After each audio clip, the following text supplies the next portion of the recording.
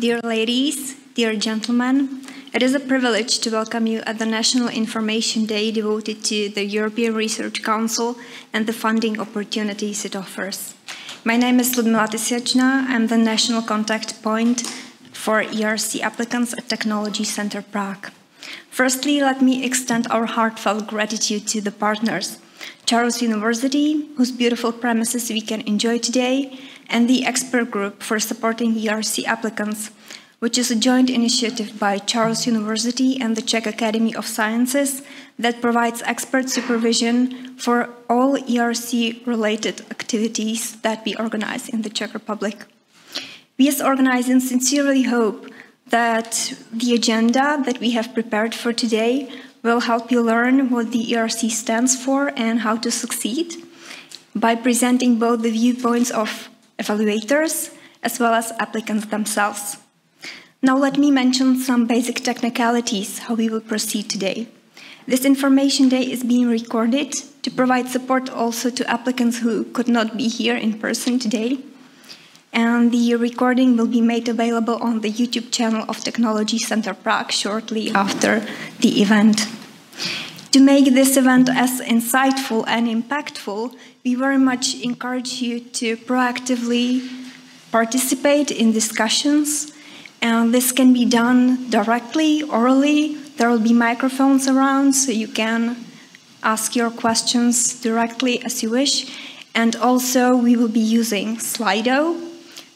So the hashtag for this event is simply ERC. And with this, I'd like to wish you thought-provoking discussions and overall well-spent time. And without further ado, I would like to warmly invite here our first speaker, who is Professor Zdeněk Strakoš, the coordinator of the expert group for supporting ERC applicants.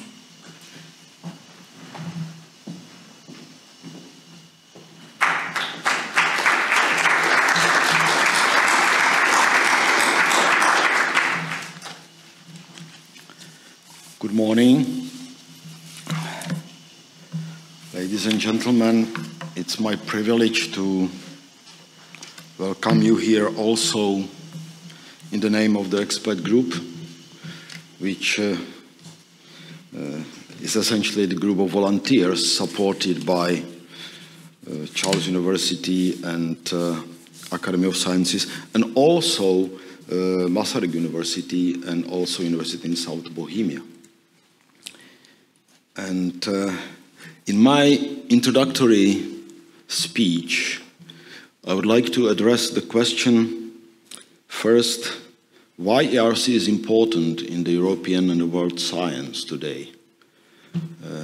And the second part of that, why this importance is still not taken seriously into account in our country, and what are the consequences. So, I will start with several facts. No? So, 2007 was first ERC call. It was a big success and a big, I would not say failure, but trouble, because there was a starting grant call and there were that many applications that the success rate was about 2%. So it looked like it's the end of the story, but no, it was just the beginning of the success story.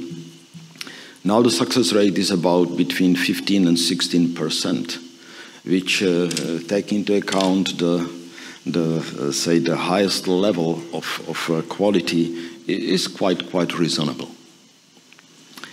Then 2011, Technology Center, now it's called Technology Centre Prague, and Charles University have organized the first workshop for ERC applicants. So you see that we are now doing that for more than a decade.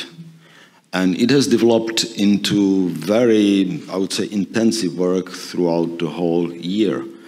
And I will mention that very briefly, and Lyudmyla will talk about a little bit more, and you will see some members of the expert group also later on in the afternoon. And at the same time, 2011, there was an article in Lidové noviny titled ERC and Why is Science and Research in Czech Republic Missing the Opportunity? Of course, the article was in Czech, but I put it in English here.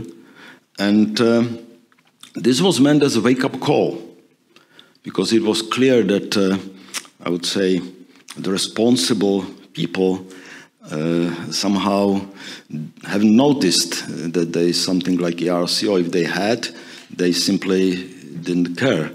But no waking up actually took place.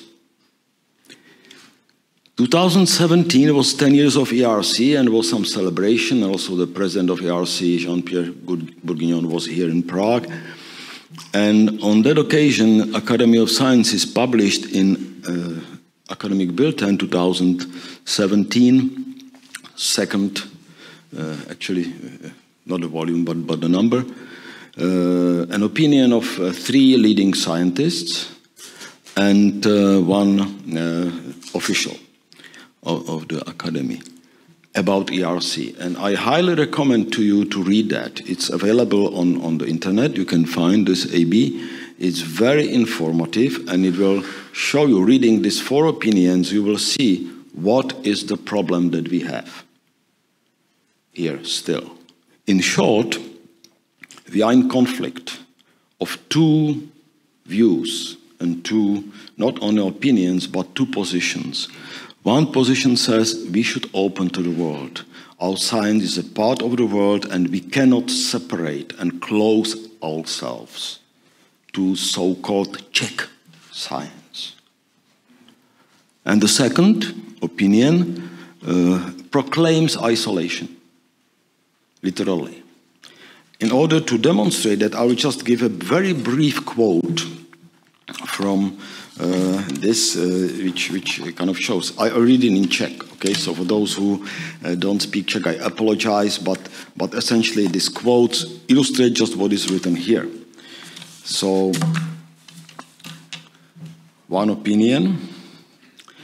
Jsou tedy jen 2 možné cesty. Buď se česká vědecká komunita bude uzavírat do sebe a problém s ERC bude irelevantní. Nebo se plně otevře světu, což při naší velikosti je jediná možná cesta k celkově kvalitní vědě v České republice. Potom musí existenci ERC a statistik z ní plynoucích akceptovat a pokusit se dát věci do pořádku. That's one opinion, and I fully share this opinion from the very beginning, from this 2008 when I appeared in ERC panel, and later on served also as a panel chair, and tried to, with many others, try to raise this awareness. The second quote. S ohledem na výše uvedené skutečnosti je tedy jedna možnost. Přemlouvat více vědců, aby, řeknuli to trochu nehezky, mařili svůj čas a energii psaním neúspěšných žádostí o ERC grant. Tomuto cíli byl věnován například Národní informační den o grantech ERC, organizovaný Technologickým centrem ve spolupráci s Univerzitou Karlovou. Druhá možnost je nespoléhat na ERC, ale naše skvělé vědce a nadějné talenty štědře podporovat z vlastních zdrojů. Přeskočím trošku. To vědce vůbec nezatěžuje a je čistě záležitosti ředitelů a vedení, neboť oni vědí, kdo je skutečně špičkový vědec. Here you see these 2 positions. Okay? And I will talk about this in a moment. Whether what we do now here is trying to convince you that you should do an exercise in writing of unsuccessful ERC proposals, or whether we do something else. Okay? Good. And 2024, this year, was a visit of Maria Leptin in Prague and in Brno. And it was found it has been, I would say, now found by more and more people that really Czech science has a big trouble in comparison to the European and world science. And, but our position can be very nicely characterized by the question that was posed in one of the panels that took place on this occasion. This This was asked by one Czech member of the panel. The question was, and how is ERC going to help us? Wrong question. And again, I will return back to that later on, and we can return back in the discussion on what followed after this question in this panel. Okay? But I'll skip that now. And so what is the philosophy of ERC? Why ERC is so important for European and beyond Europe science? Well, there are 4 principles within the ERC, very simple principles, but very healthy for any science, anywhere. First is, it is focused on frontiers research. What does it mean? It means big discoveries and accepting risk of possible dead ends, accepting that something that I'm trying to do might not succeed. This is an integral part of a big science. No big discovery exists without this dead ends, I would say, okay, that prepare the ground for later big discovery. And ERC willingly accept that. Says, no, without that, we will just do some little things. No big discovery. Second is initiative. An initiative of individual people, individual scientists, not from the top, organizing science and managing science. It should grow from the bottom. Next, honesty, trust, and responsibility. It should go hand in hand. So the agency trusts the scientists, but they make them responsible. Okay? And it works perfectly. What means responsibility? Well, these leaders are responsible for leading. And the rest is responsible simply for allowing leaders to lead. It's that simple. And the last one, service.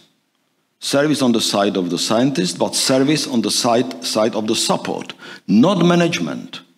Because management means always, or tends to controlling and ruling. But this cannot help. It must be a service to science, not management of science. Management doesn't work. It leads to the dead end for the whole science, not for a given problem. Okay, this philosophy works. It was proved. So you can see it, what science, how ERC, the success of ERC is undisputable. I think nobody would deny that now. So question for us.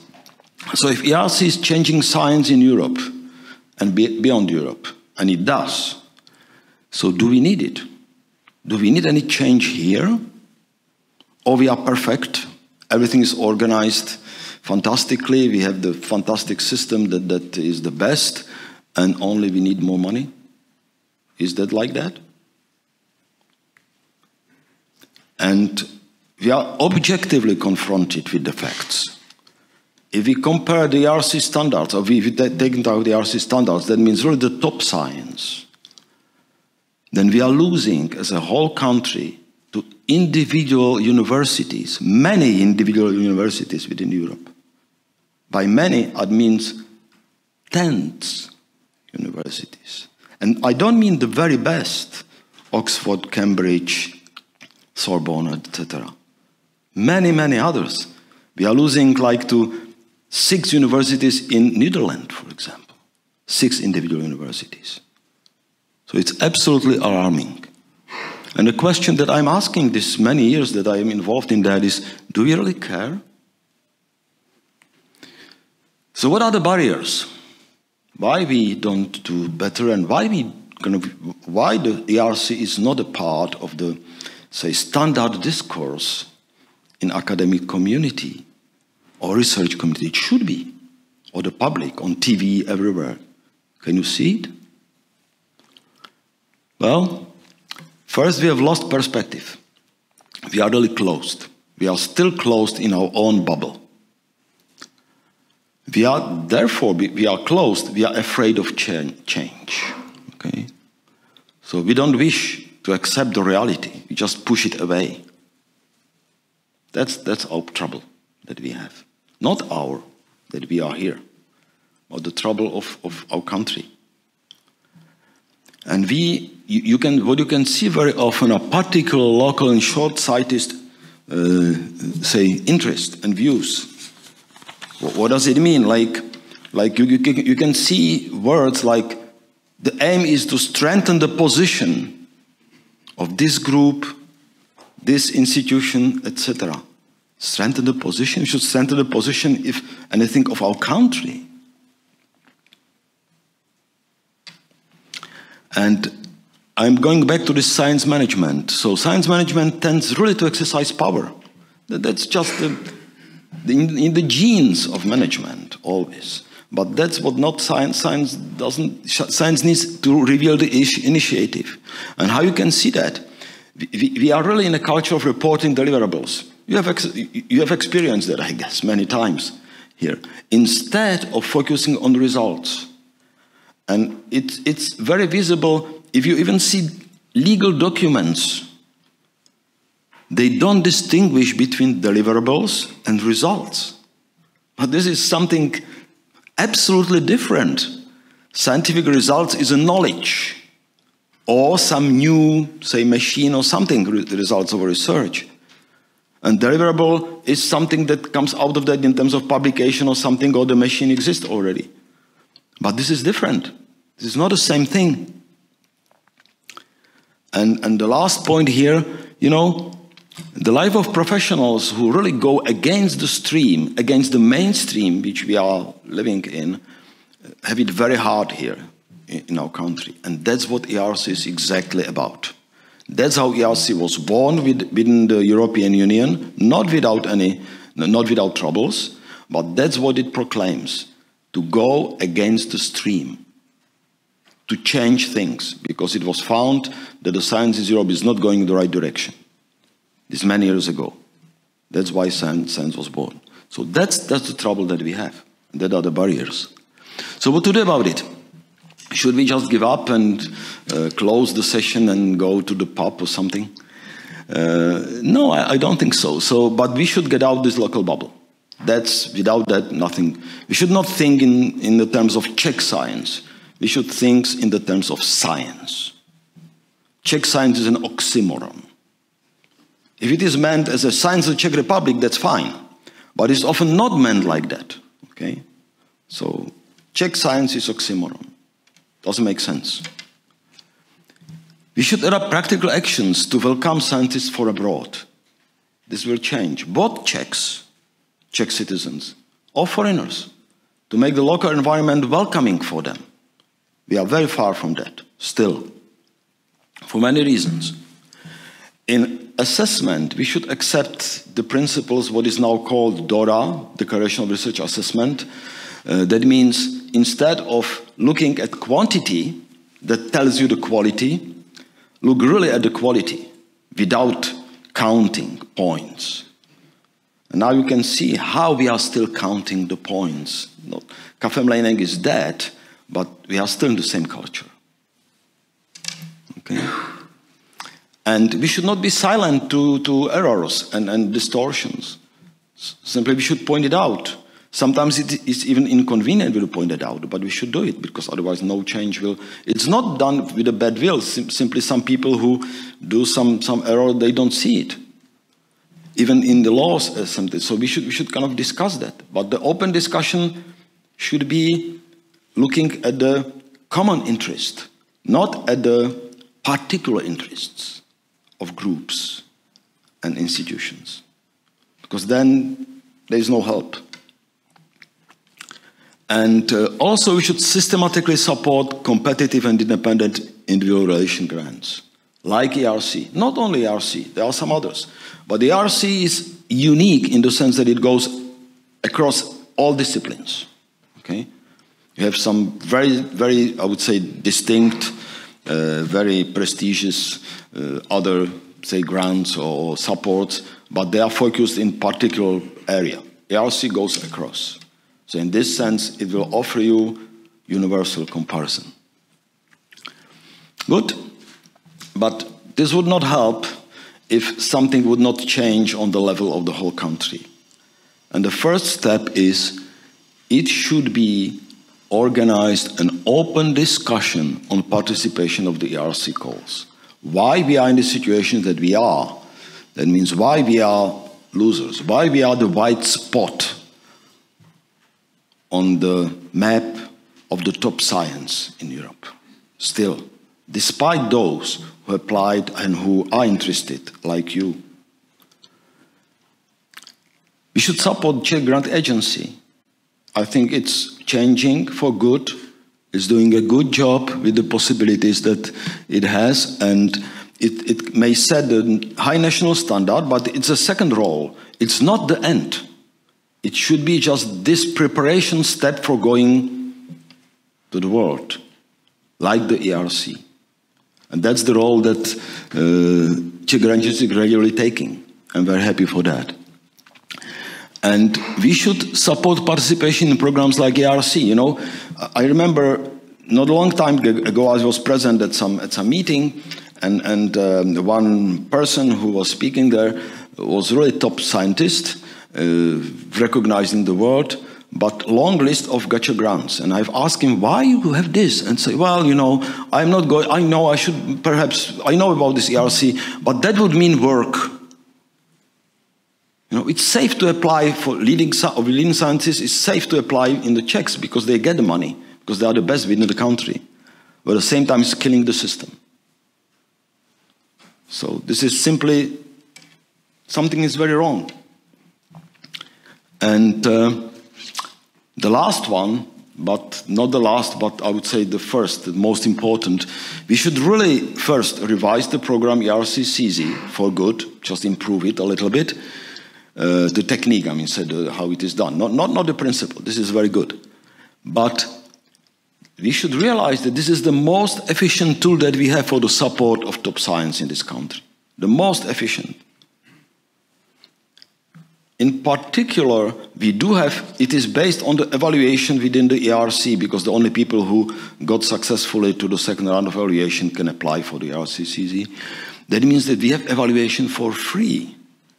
And no money spent for this evaluation. It's done by ERC.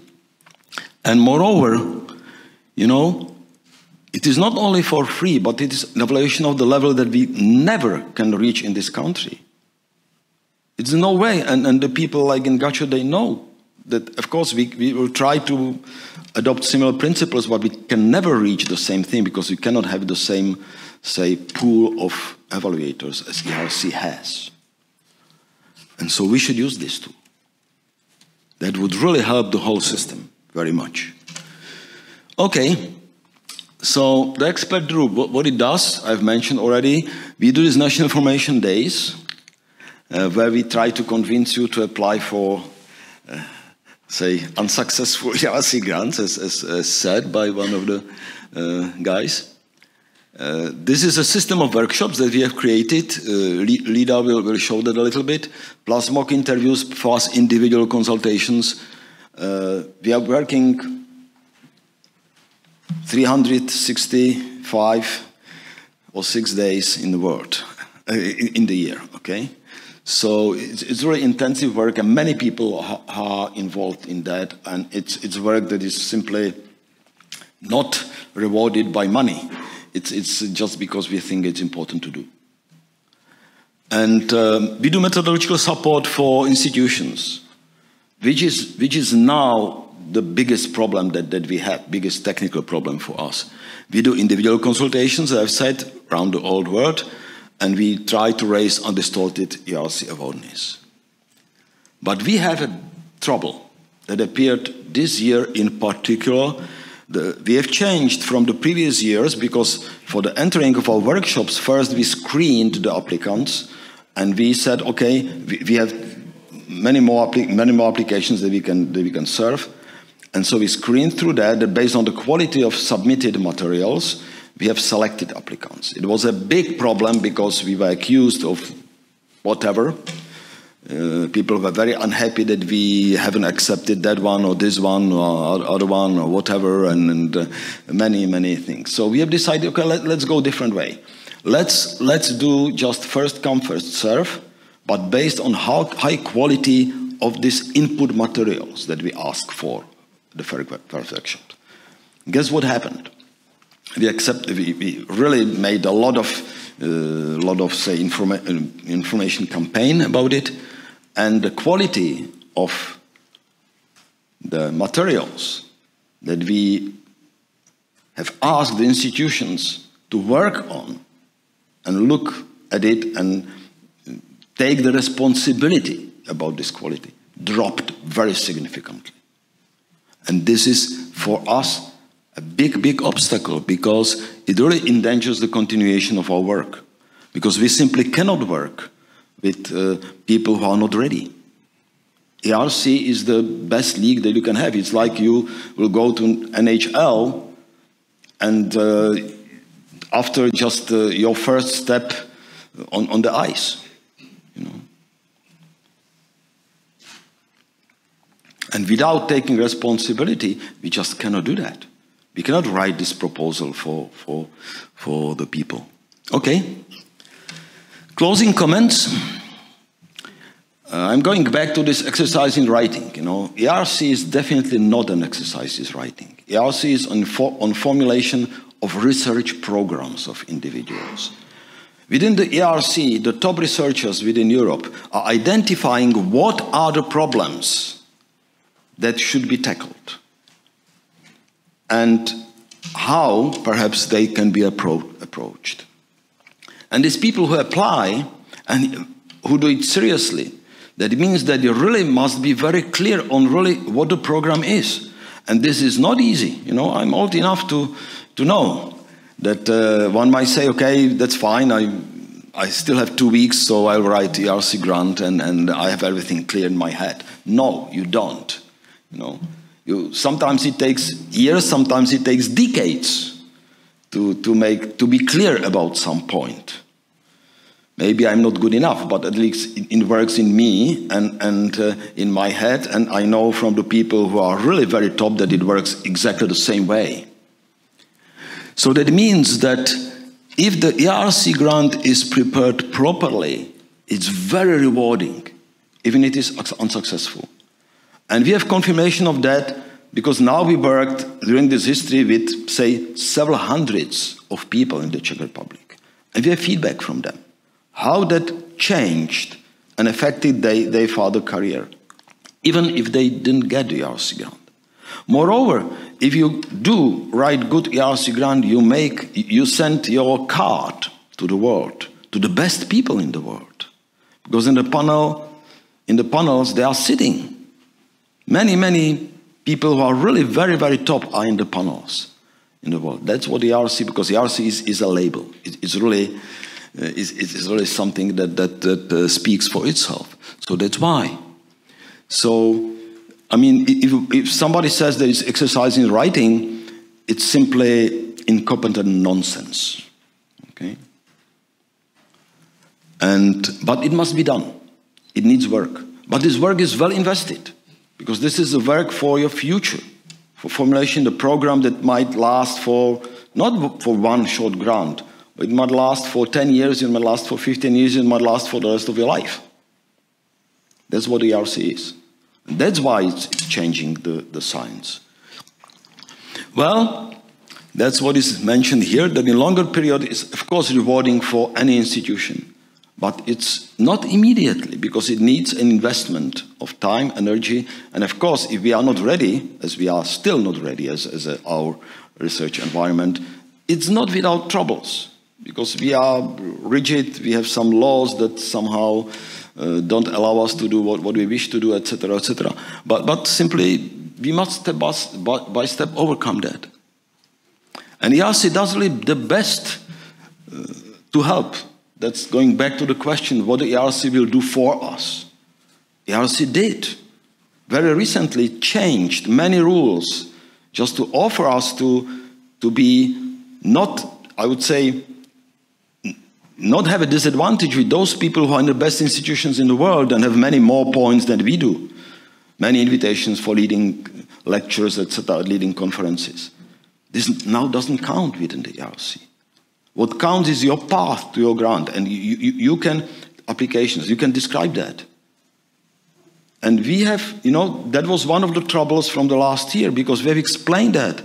And about, I would say, 1/3 of the people really did that we worked in.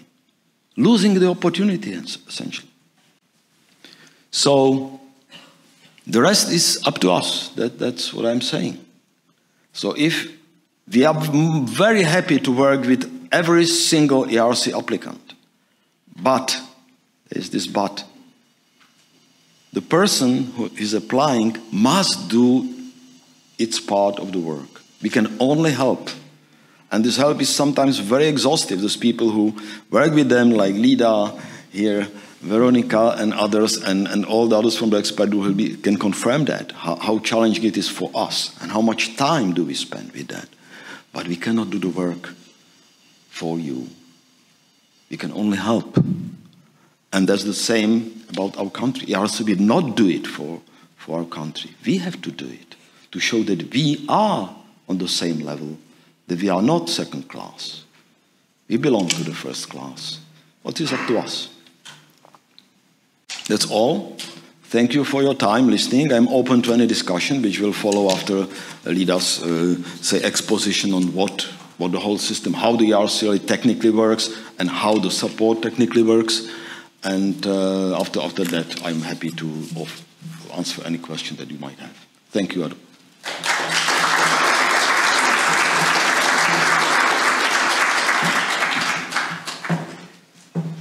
Thank you, Zdeněk, for providing the wider picture and pinpointing many important issues in the Czech research system.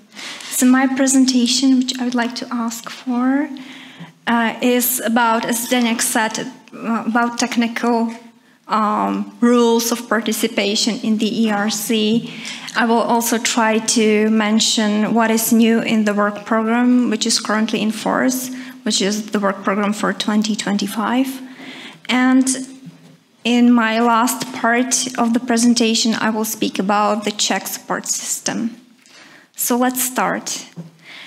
The ERC is quite unique in the EU R&D environment because it is governed by scientists, by the so-called scientific council. So it is not influenced by political pressures and so on. It funds investigator-driven bottom-up research. And what I want to mention here is that it does not distinguish between basic and applied research. It funds frontier research. It means that it should push the boundaries of science. As I mentioned, it is based on the science. Therefore, the only criterion which is the evaluation criterion is excellence. There are no impact or evaluation criteria in ERC. It is tied to the person of the PI, meaning that it is not a consortial project, it does not belong to the institution, and the PI is free to move with the grant within Europe if he or she requires better working conditions, for instance. The ERC is open to scientists of any citizenship. However, the condition is that the host institution must be located on the territory of an EU member state or country associated to Horizon Europe. You should bear in mind that some countries are associated only to Pillar 2 of Horizon Europe, so this is just to clarify this point. ERC has altogether 5 schemes. I will start with the individual schemes. So the starting scheme is aimed at applicants 2 to 7 years post-PhD defense who have the potential to be independent scientists. And they can prove that, for instance, by having produced one publication without their PhD supervisor. This is what is officially written in the work program. The ERC Consolidator grant applicants are 7 to 12 years post-PhD defense, and typically they have already proven their independence and they seek to consolidate it. Advanced grantees or applicants for advanced grants are those who are established leaders in the field, who have basically formed the field, and who have proven already that they can come up with groundbreaking findings. Then we have a collaborative scheme. Yet again, it is not a consortial scheme. It is called ERC Synergy Grants. It is aimed at issues, scientific issues, which one PI cannot tackle alone. So 2 to 4 PIs gather together. They all should be seen as indispensable for the project. They all bring their unique knowledge to the project, and they work in synergy on tackling the issue. So this is the collaborative scheme, and then we have the proof of concept, which is essentially complementary funding, meaning it is intended only for ERC PIs to bring the findings of their main ERC project closer to the market or society. And one thing I haven't mentioned yet about synergy grants is that one of the PIs from the team can be situated in a host institution in a third country, not associated to Horizon Europe. So it is a very frequent question, and it is unusual in the overall framework program. What are the PI's obligations? There are 2 main obligations. One is to spend minimum 50% of the time in a new member state or associated country. And then there is the minimum time commitment working for the project, which varies, as you could see. It varies depending on the maturity of the PI, from 30 to 50%. These are the current calls, which are open. The starting actually closed about 2 weeks ago. In 2 weeks, we will have the deadline for synergy grants, in January for consolidator grants, and then in August for advanced grants. And then we, of course, will have 2 cutoffs for the proof of concept. The eligibility windows for starting and consolidator grant applicants can be always found precisely mentioned in the work program. So these are the current ones. What you should know is that the reference date is always the PhD defense date, not the award date. ERC tries to be as inclusive as possible when it comes to accepting diverse career paths and various life circumstances. So most typically, ERC allows prolongation of the eligibility for the reasons such as maternity, parental leave, but also newly disability and major disasters, which include not only natural disasters, but also human-caused disasters such as wars. So it is novelty from the current work program, and this is the request form that you might need to attach to your application. What is important about ERC is that to not overwhelm the whole system with a high number of low-quality proposals, there are very strict rules concerning the resubmission. I will not go through the whole chart, but what I want to mention is that these restrictions are tied again to the person of the PI, meaning that even if you completely change the topic, you cannot apply if you are banned for 1 or 2 years. And also within one work program, you are allowed to apply for only 1 call. So you cannot, for instance, apply to synergy and then advanced call within the same work program. How does the proposal look like? So it consists of Part A, Part B1, and Part B2. Part A is essentially a questionnaire, online questionnaire, which includes, for instance, questions about the ethics and security issues, but also the budget table. So you should pay quite enough attention to that as well. Do not leave it till the very last minute. Part B1 is the part which is evaluated in the first round. It consists of the extended synopsis, which is 5 pages long overview of the proposal. It will be mentioned by the evaluator later on. And then 4 pages long CV and track record. And in the second round, evaluators get access to the so-called scientific proposal, which is 14 pages long. And it also includes the funding ID. It is a table with your ongoing projects as well as submitted applications. This is to ensure there is no double funding. What I want to mention based on our experience is that these page ranges are not only the maximum, but also the recommended or the expected length of those parts. So please make sure you are making use of the space available. Also, references do not count towards the page limit, so do not feel any restricted in this regard. Concerning attachments, you should always attach the PhD diploma, which should indicate the PhD defense date. Meaning, if your diploma does not mention it explicitly, you will need to add some other supporting documents. And also, you should attach the host institution support letter or commitment letter. There is a template for that available. And also, if you request eligibility extension or if you want to add anything on top related to ethics or security issues, you can. It is optional. So ERC proposals are evaluated within 3 ERC domains, which are divided into scientific panels.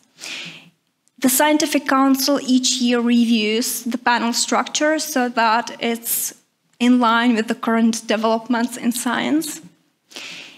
In 2025 work program, we have had one change only, which considers the P6 panel. It has been renamed slightly, so this is only one minor change. There have been some more sentences added to the work program, which I would like to point out. The first one is truly a change in how one type of ERC proposals is evaluated. It concerns synergy grants.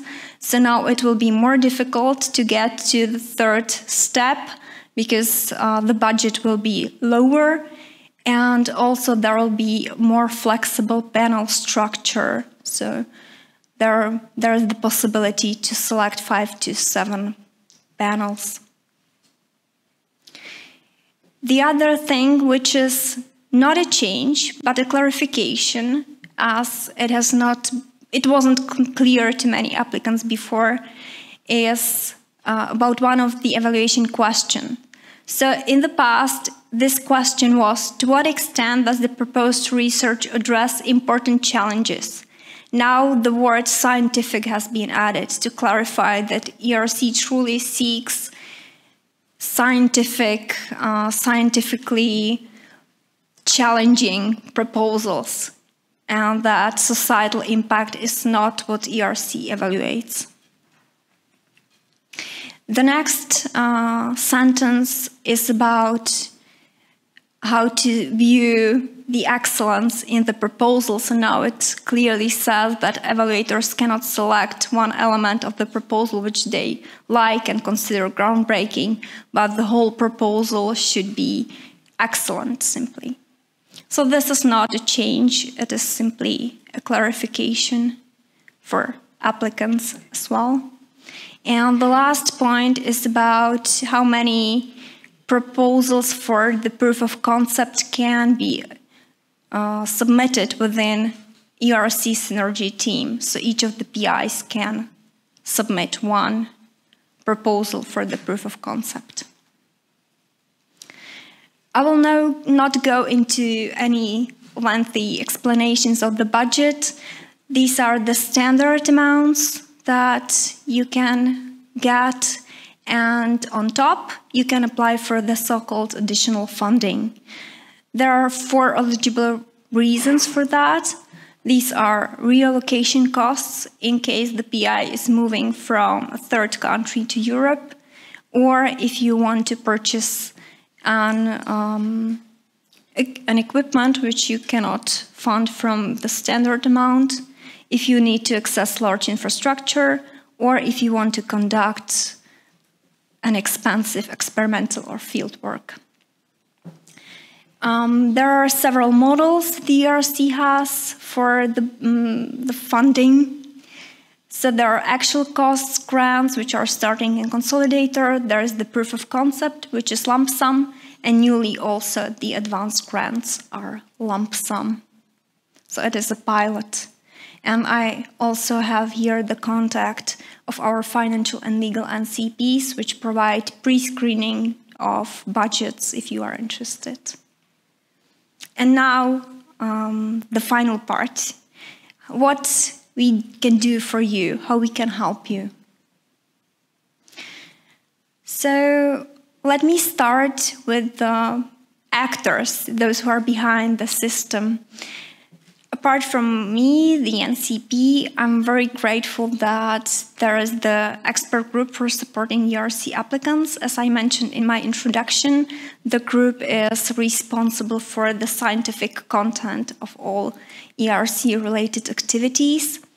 To make the support as focused as possible, we have 3 chairs, and the overall work is coordinated by Professor Zdeněk Strakoš.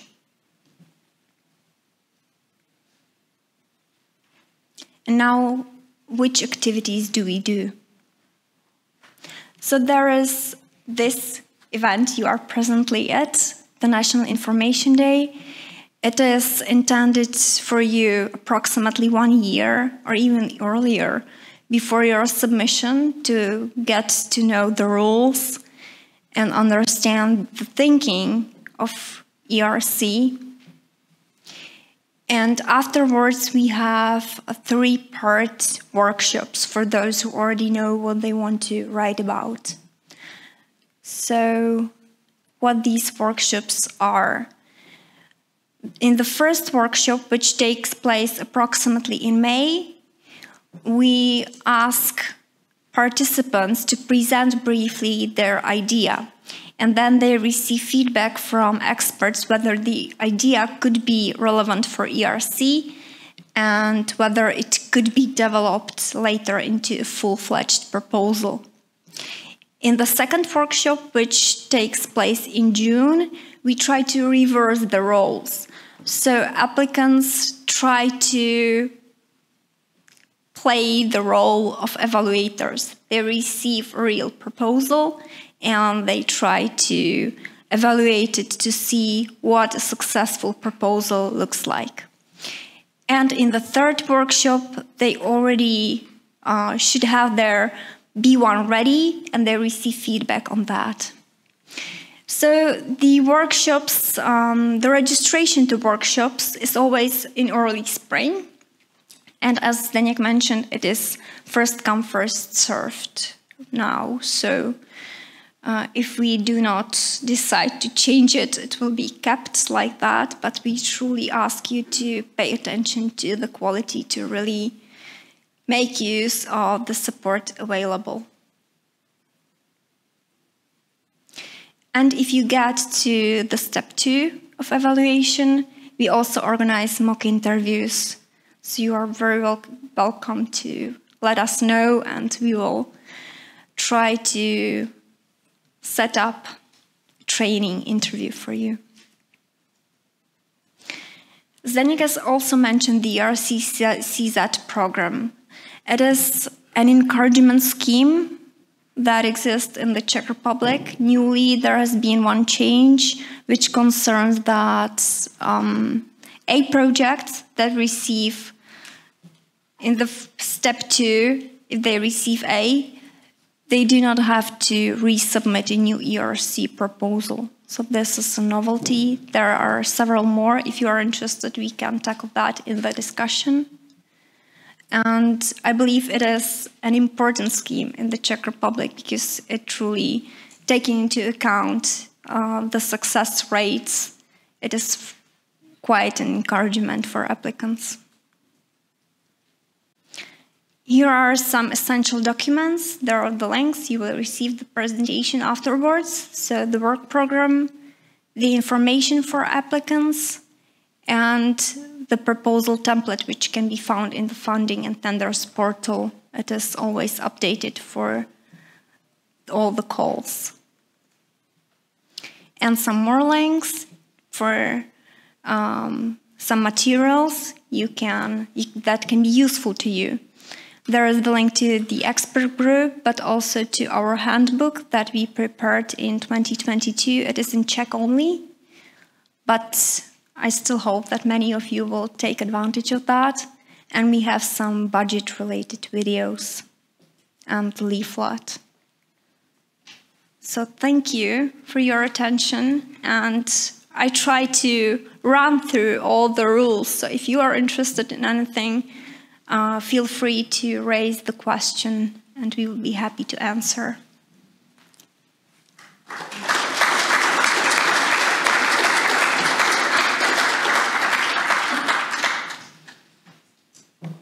So do we have any questions in the audience? Yes, there is one. Yes, please wait for the microphone because it will not be possible to hear it in the recording. I have a question. If I apply for advanced grants, there is no limit how many years after PhD the applicants can apply. So is it necessary that the diploma shows the date of the defense? Because I don't think that mine shows it, but... in case of advanced grants, there are no specific criteria. Yes, so you said that the diploma should show the date of defense. I think for advanced grantees, it is not relevant. It is for the sorting and consolidator. But we can stay in touch. I will clarify it to be sure.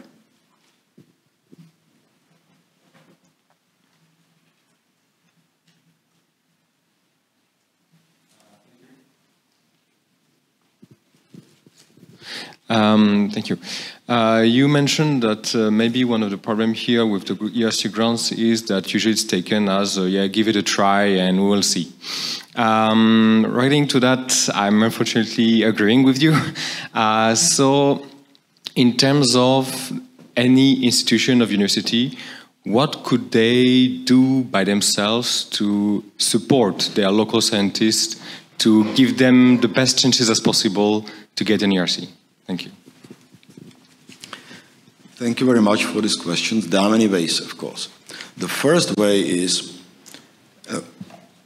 just to create an atmosphere that it's an appropriate thing to apply for ERC grant. I don't mean by that everyone must apply for ERC grant and we should create, we should split the community to those who did apply and those who didn't. This is a nonsense. If there will be like that, I would immediately end up with working for the ERC. It's just that we have different roles. Some people have a role of the leader and they are capable to do it. And some others can be members of the team and they are valuable in the same way. The value of the person is not in reaching or not reaching ERC grant. Is that clear, I think? That's from my speech, I hope. So, but the atmosphere that, yeah, if you really, you have the gift to reach this level, you should do it. So that's the first thing. This atmosphere is missing because it's still, in many of our institutions, it's kind of a little bit like a burden. You know, we'll have a trouble with this. The ERC grantees are a bit of troublemakers sometimes, you know, because they need some space and they need some lab and whatever. And, you know, if we just stay within our system that we are not disturbed, don't disturb our circles, you know. So that's the first thing.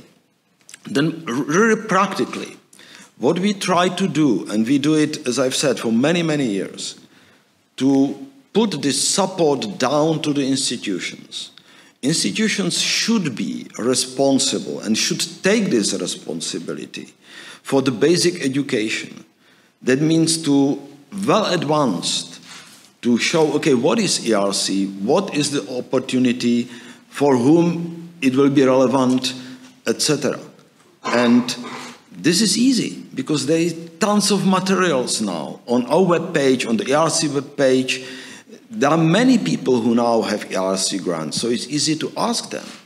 We are still coping with the problem that the people appear in our workshops and they haven't even asked the neighbors in the next to office, how it is with your application, you know, how it was with your application.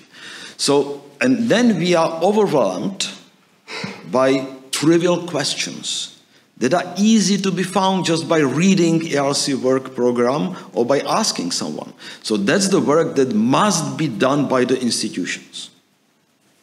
Institutions, perhaps some of them don't have ERC grantees or very few or whatever, so they are not capable to organize the support that we do organize, because for that we need the ERC panelists, we need people who have an experience with the ERC. I worked for ERC for 8 years as a part of it, okay? And also I work as a panel chair, so I do have an experience. Many of these people do have, many of the experts are ERC grantees themselves. So the institutions perhaps don't have the expertise, so we don't put this burden on them. But they should take care for the basic education. That's the first thing.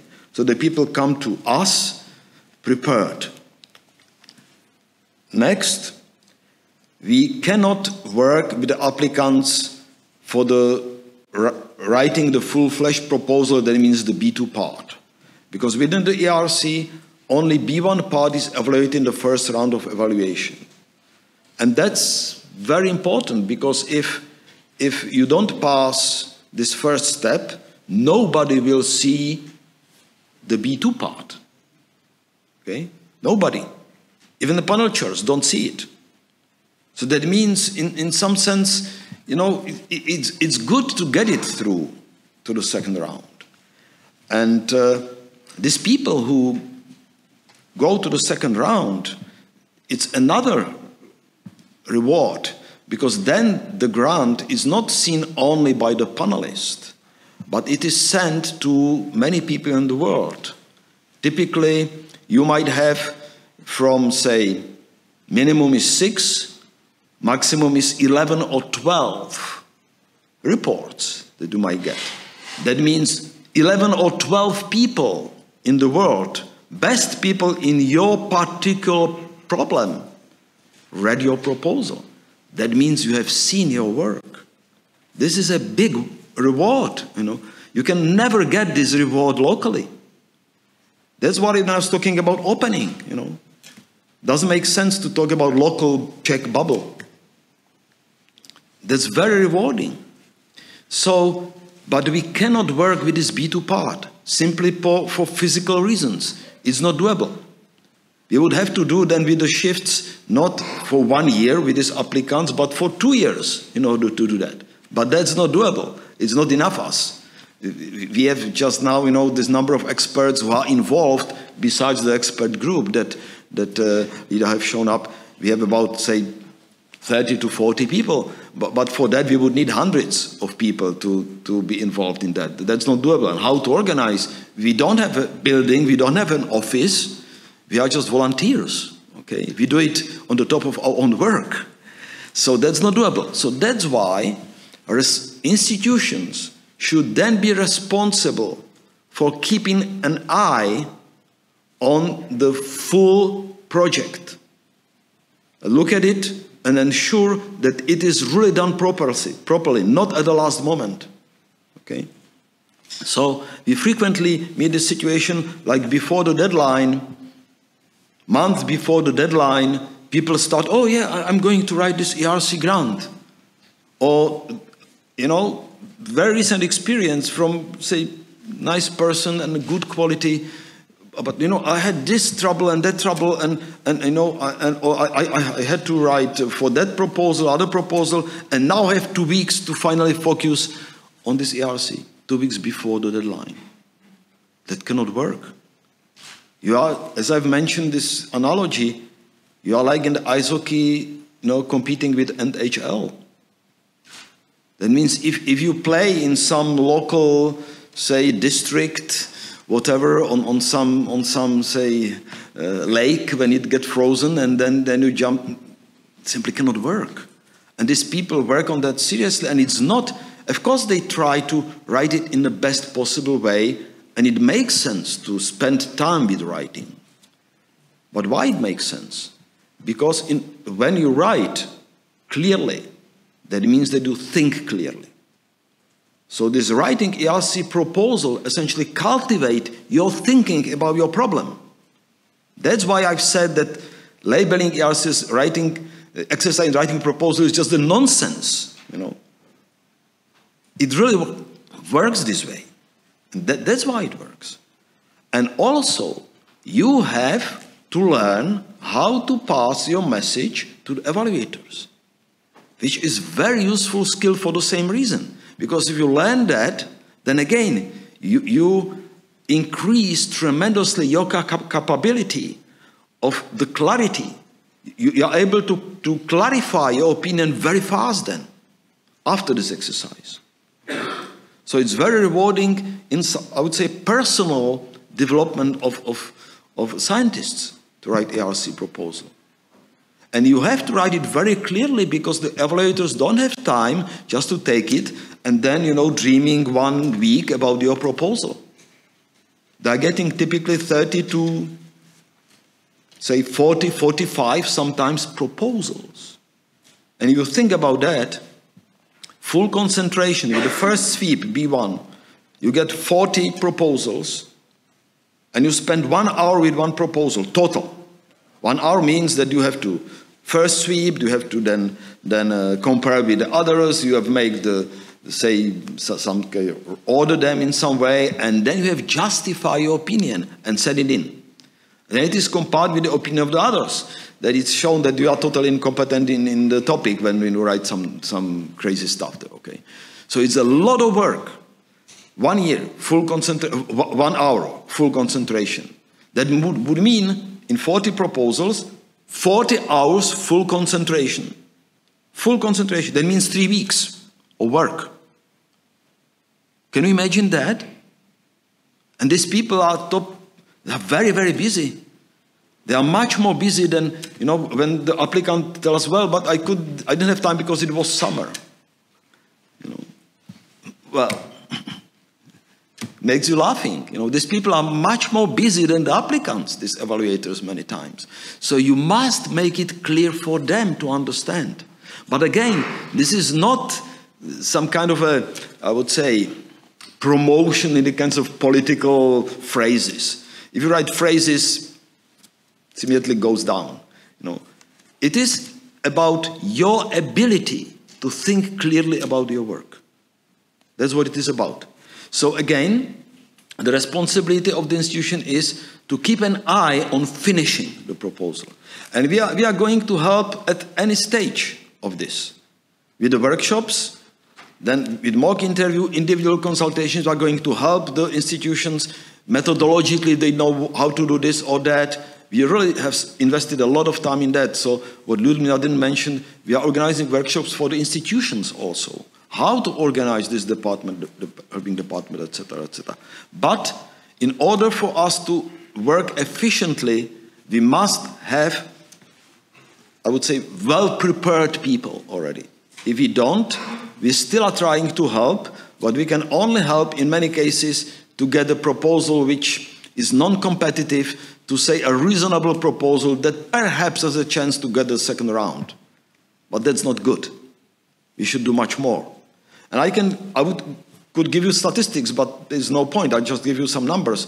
So we now have a success rate of putting to the second round of evaluation at the Charles University about 50%. And sometimes even more. It's very high. Okay, it's over the European standard. So we are successful with that, but they are not that successful in getting ERC grants. So that what was about in the average. I'm welcoming Professor Mirjam Fried. Thank you. I'm very happy to see you, because they now have some, with Lida and you, better views to the front, so only myself here. So, Mirjam will then take part for this evaluation. So she explained to you how the evaluation works. So that's about it, okay? Maybe one thing I'd like to mention in relation to that, what are the materials that we require for entering the first workshop? Abstract, 2,000 characters at most, and CV and track record. 4 pages at the most. Using ERC standards, that means according to the work program. It was fulfilled last year 30%. 1/3 of the applicants did that properly. And we mentioned things like that. Okay, I wrote only 2 pages. That's fine. I wrote it perfectly. You know? Again, so if you write 2 pages and the other people write 4 pages, what does it mean for the evaluators? It means that you have nothing to write, okay, or you don't care.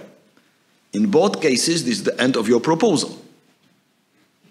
So we are able to compete with this top level. We are. I know that. And we have it on many, but we should invest the work. And to invest the work means, again, we should get out of our local bubble. To be aware that how the world is standing. Okay. We have many questions on Slido. Some of them maybe we could keep for the following, after the following presentation, because they are related to the evaluation essentially. But some of them can be answered now. So I will highlight the one which I think we can answer. It relates to the ERC CZ program. So what are the changes? And what is the chance of funding, and do A proposals have more chances? Zdeněk, do you wish to answer that? Ideally, and I think the best situation would be if the ERC-CZ had enough funds to fund all the applications that are submitted, because they are evaluated within the ERC. Of course, there are some but, because evaluation is based on the evaluation within the ERC, and sometimes it happens that the proposal simply didn't fulfill the promises. That the B1 is written in a way, many promises done, and then B2 is empty. And that makes evaluators, I would say, not angry, but they are then strict. And they write simply, this is not honest proposal, and the evaluation is on the level. So in this case, doesn't mean that automatically should be should be funded by the ERC-CZ. And there's a second point, that if you get B, then you are funded only for 2 years. That means that you have to modify somehow your proposal, because simply you don't get enough money to propose, and you are obliged then to apply subsequently for the ERC grant. That means that by application for the ERC, you should somehow say what you do. If you don't do the job, then, you know. So, but ideally, as I've said, I would be very happy when all the submissions, if they are not done totally lousy, are funded based on the ERC evaluation. So that's one thing. For the 5 years, yes. So you get the funding for the 5 years, and the chance is very high. I mean, if you get A, that means the evaluation is good, so the chance is almost 100%, I would say. And fortunately, and I have to thank the people who were in our government responsible for science, that they really work hard for increasing the support, money, got the money. And so that happened. And that was really, I would say, also with the personal effort of our previous minister. So yeah, the chance is very high. If you have A, the chance is almost 100%. Maybe one thing I should mention: why this obligation of applying for ERC is dropped for A? Well, because it is automatic. I mean, if you are on this level, it is assumed that these people who got A, they will have this, yes, I should apply again.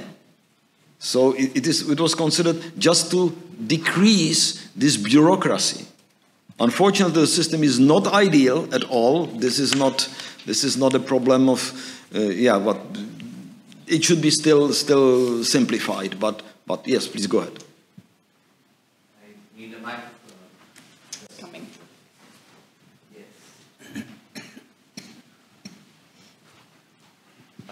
perhaps this not reapplying creates a problem. If I'm not mistaken, if you apply for the ERC and then you get it, the ERCCC is automatically interrupted. And that means the funding are freed for someone else. So if you do not make people reapply, they might be happy with this 5 years funding and not apply, not to lose it, and not to give it to someone else. It's not exactly like that, okay? Because it doesn't mean that your reapplication is identical to your previous application. And we do have people who applied for ERC grants after getting ERCCZ, and they got it. They got a grant. This is not a problem if it is done properly, okay? So this argument is not valid. Maybe I will make one. I have 3 comments, little comments to what has been said, and maybe it was not enough time. What is the difference between the synergy and the collaboration? Okay, and consortia, what Lida said. I mean, I'll give you a metaphor, you know, if you have a body, you have some organs that are just, without that organ, the life is not possible, okay? And you have some other organs, they do have some function, but in the worst case, they can be removed, but it is not life-threatening, okay? So synergy means that if the part of the project of one of the collaborators is removed, the grant is dead. There's no way it can be done.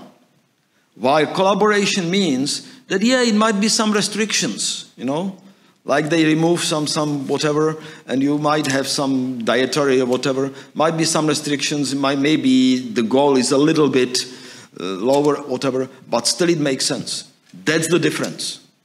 And there are many, because synergy is a lot of money, many people just apply for synergy, and it is not synergy grant at all.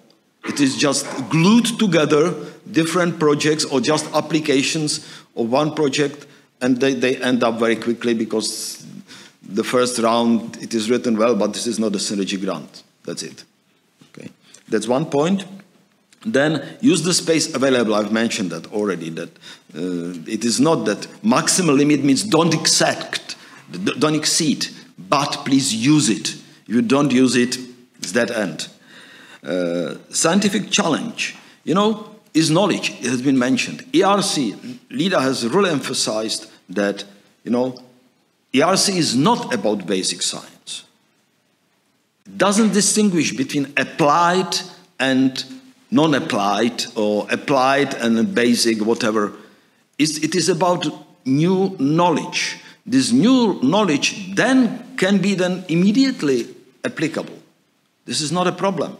So again, we locally made this distinction very sharp. We have gotcher, toucher, whatever. This is not ERC. ERC is gotcher, toucher together, but on the very top level.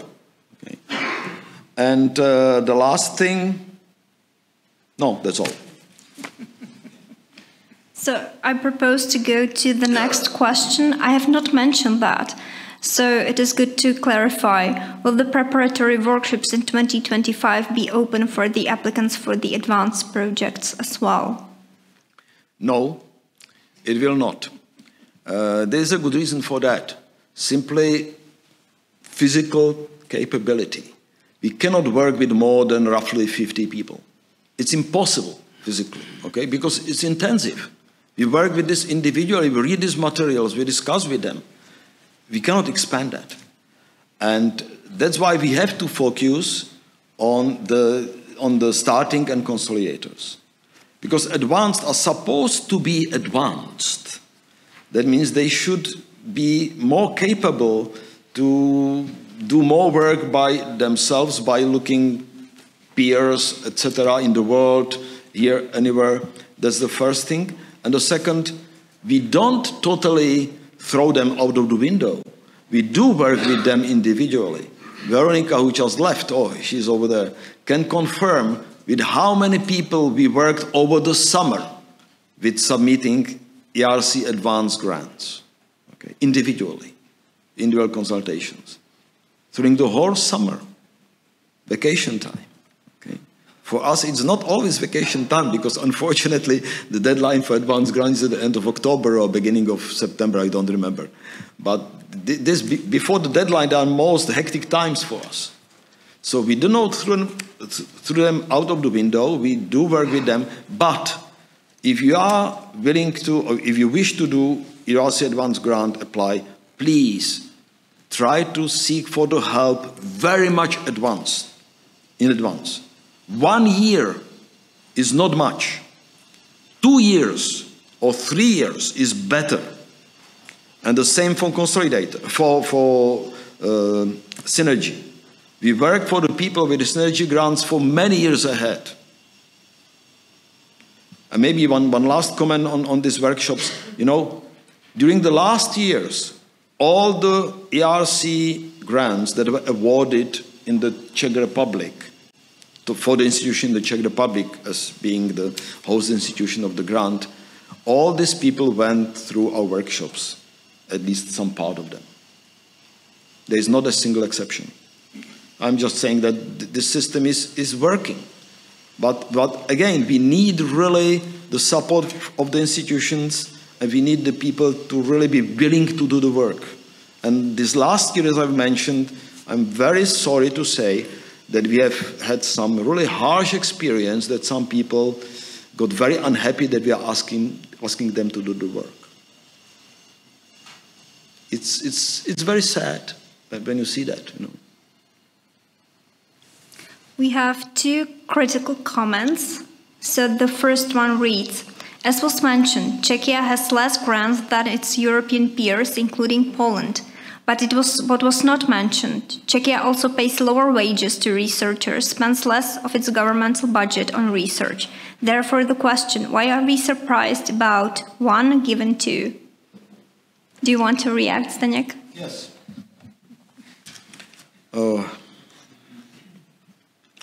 That's true, of course. We do need more money for science. We do need different salaries. But isn't that true for any part in the society? That's how we have. I mean, simply we are in a different situation. We were not at the same starting point. I'm not saying where we are as a trajectory. That's a different topic. And I'm not in politics, but in science. But I don't think that this is the main issue. We do have people from abroad who came successfully. Some of them you will see here in the afternoon. People who have PhD from the very top institutions in the world, very top universities, and they are here. So there are some advantages that we do have. We don't have the same salaries, and we don't have the same, I would say, environment always. But this doesn't explain this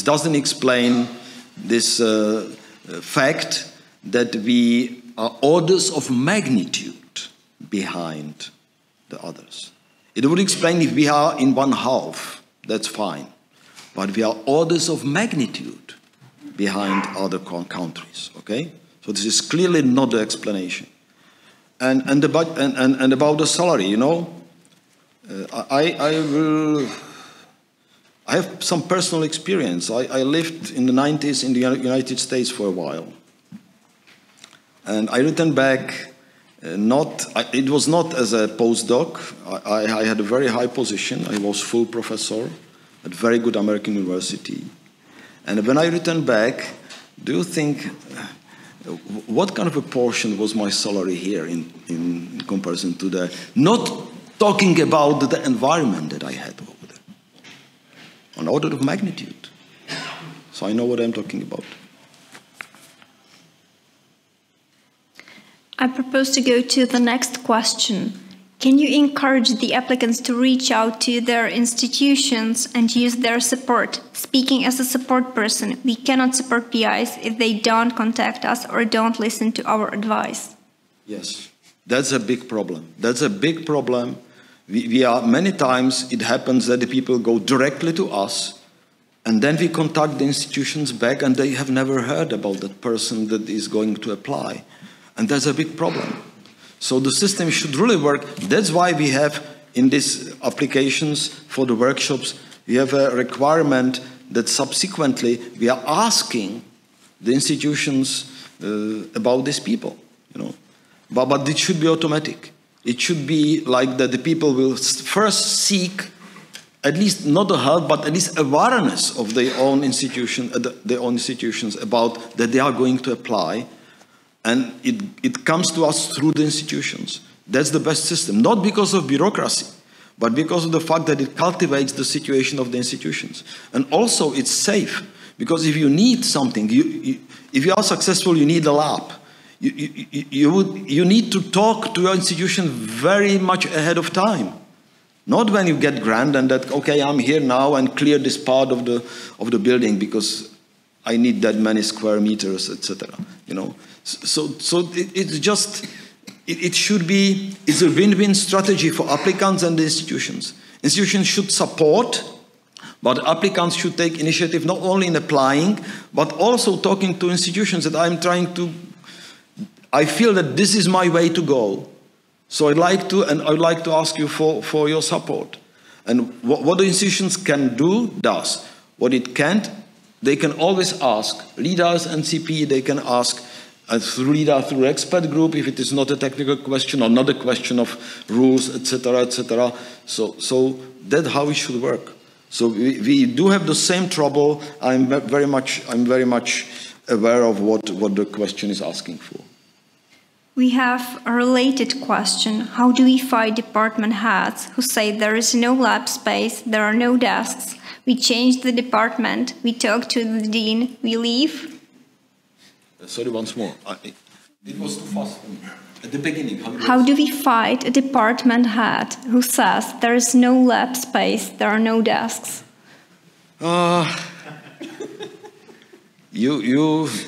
I mean, it's a good question, but to the wrong person. I know we can only trying to help with this situation by being aware that it is sometimes very strange, and that's what I meant at the beginning, or in this my introductory speech, that we really need an action from the top. This is initiative from the bottom is perfect, and that's why we do it as an expert from the bottom, because if we were organized, that would not work. But we need the help from the top. That means it must be a part of the national discourse. ERC should be considered like something really needed, that this nation needs. If it is a part of the national discourse about science, as not sometimes you see, well, this is just, you know, some strawberry on the cake. This is not a strawberry on the cake. This is a standard now in the world. There are thousands of ERC grantees. Some, not the top universities, have hundreds of ERC grants. Universities, individual. So what kind of a strawberry on the cake? But that means it must be a part of the national discourse on science and research. It is not. It is simply still ignored. Have you heard about, when was discussion about science, that about why we have that few proposals, what are the barriers, no, I've never seen any such discussion. No.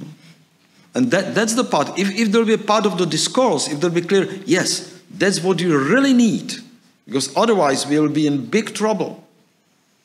Things will change, because even some local rulers, I would say, or local kings, would be aware that, well, I must be cautious because I am going against this main stream, in the sense. And we will be in a big trouble. I will tell you what it is.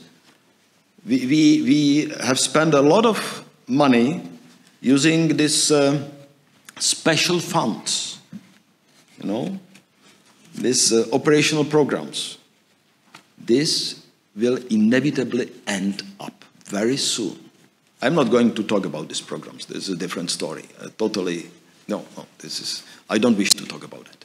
But the amount of money will dry up. It is about 10 billions of crowns. This will be missing. If we will not get this money, they will get it. from abroad, I would say. And we can. You remember, I mentioned 2011 article in Lidové noviny about why we are not using this opportunity, why we are not taking this money. You can find this article on my webpage if you like. So that's what we have to do. That's a big problem, and we should realize that it is so. Not we, us. We should work for the ERC grants here, okay? But I felt responsible to openly say that the trouble is big, and it's trouble for all of us, and that we should locally just work on that and say, well, you know, but that would mean that, okay, then the people who would see the other opportunities would leave. Another question for Zdeněk.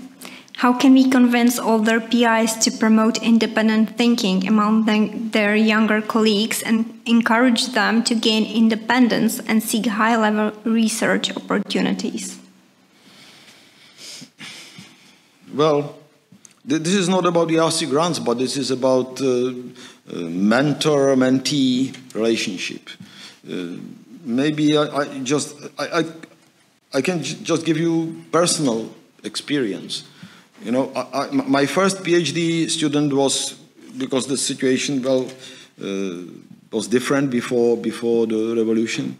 So my first PhD student got the degree sometimes in the middle of the 90s. And I made it very clear for any person who came to me that, well, I will be very tough on your, say, work.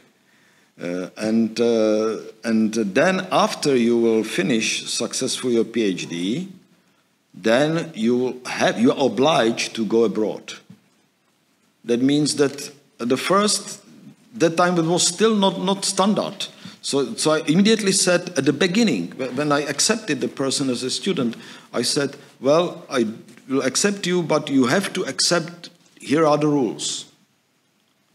That means that high-level standard, not just, you know, quick publication somewhere, not allowed, will never go through my check. And then afterwards, you will just get to some place where there are some top people and you'll get an experience. And so we made an agreement, and except for perhaps one person, I have never had a trouble with that. So it's just giving, so that's one thing. The second is not to force them to follow the path of the mentor. So what I was always trying to do is, well, okay, now we are going together. Here's the problem. That might be an interesting problem for you. Well, it doesn't work. Okay, let's try that one. And then we work together for that problem, and maybe another one. And then time came, then I said, no, I'm no more going to collaborate with you. Well, I'm willing to look at your paper before you send it, but I will not be a co-author. It's your responsibility now. That's the way how to do it. And at least it worked in my way. We have a very critical comment about the system of workshops. Just because all people who got an ERC went through the program doesn't mean that the program works. It might just be that good people apply to your program and get ERC.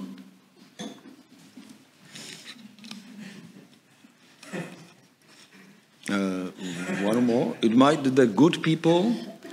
That we are simply lucky that good people come to our workshops, but it doesn't mean that it's thanks to us, but rather thanks to their own capabilities. I'm not saying that it's thanks to us. I'm saying that this system works because it attracts the best people, which is that's what I'm saying. So it's not that we are taking the credit. That was a misunderstanding. But who else we should attract? I mean, the best people. Isn't that true? But what I'm saying is that it makes sense to go through these workshops.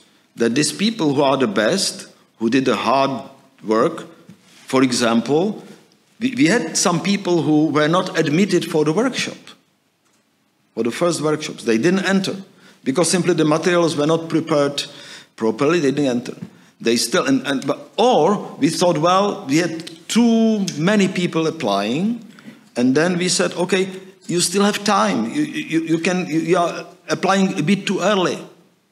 Then the person didn't give up, applied, got in the second round, and then she came to the mock interview workshop.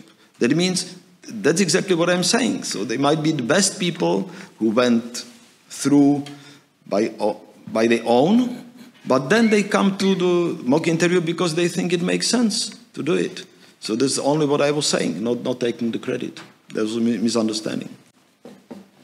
I kept 2 technical questions as the last ones. So one is about the budget. How comprehensive should the text description be?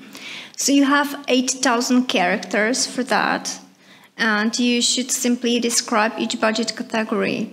And it is as simple or complicated as that.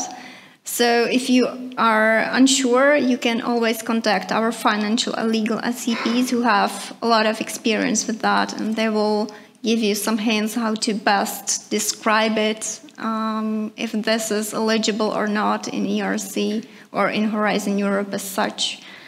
So this is briefly my answer.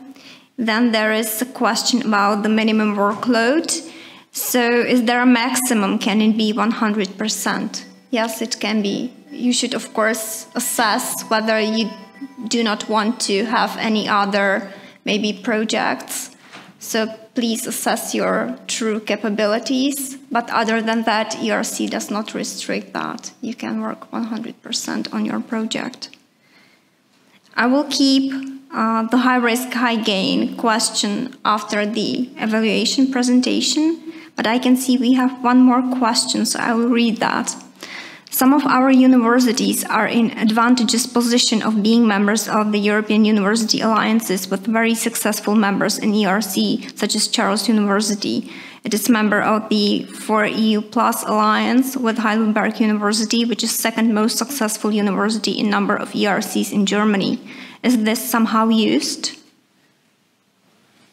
Not directly.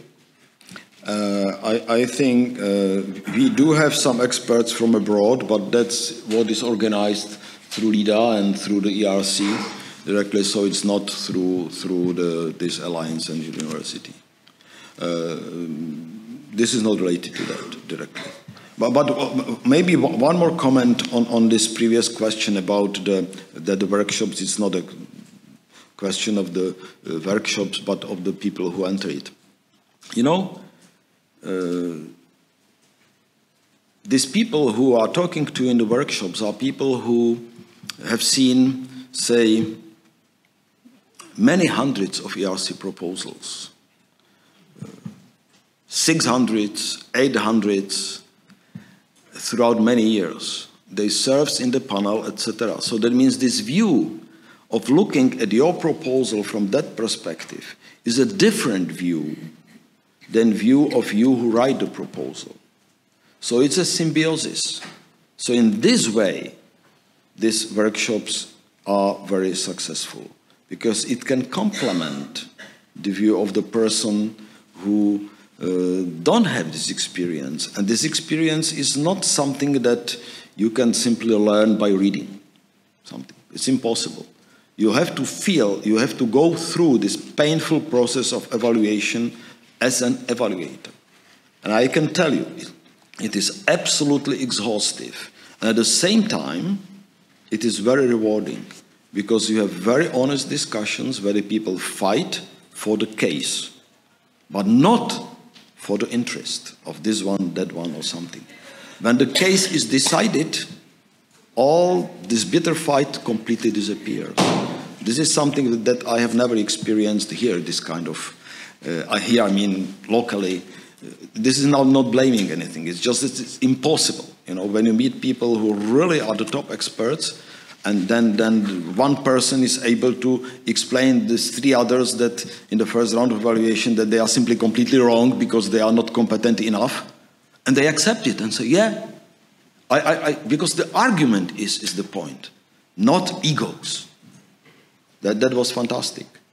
And so that's why this experience is very, very useful and might be very useful for the grantees. But if you don't feel, that's fine. I mean, it's not a problem. Thank you for all your questions. I think it is about the time to go to the next presentation from this block.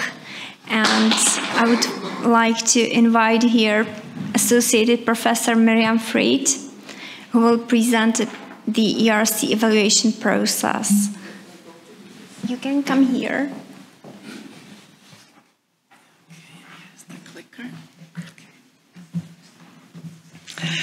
Hello, everybody. I won't do this very formally, but we'll go through certain things. First of all, I think it's good to, oops, does it click? This one? No, there we are, okay. So here's what we are gonna go through. I'll just run very quickly through the review of what kind of ERC projects there are. You already know it, so we don't have to spend too much time on that. The gras of my talk should be about unlocking the mystery of the evaluation process. What actually happens when your documents are running through the panel members and other reviewers, because that is useful actually to know. And then maybe I'll just from my own experience of sitting on those panels, I can give you some tips on what should be done, what shouldn't be done, what could be done, what will hurt you, what will help you. Okay. So let's just start with a quick overview. So we all know that there is a starting grant. You can apply anywhere between the 2 to 7 years. So it's not that, okay, well, if it's only 2 years, I should not be doing it, or, oh my God, 7 years, well, they will think I'm way too old. No, anywhere in between those 2 to 7 years, and the panel actually takes account of that. So we are not judged the same way if we are applying after 2 years or if we are applying after 7 years. Then there is the consolidator grant that goes after that, so it's between the 8 and 12 years, and that means you really have to show you are a fully independent researcher, fully independent thinker. You have your own line of research, you have come up with something that is your own and original, and you just really have to show that your publication and other research profile is at that level.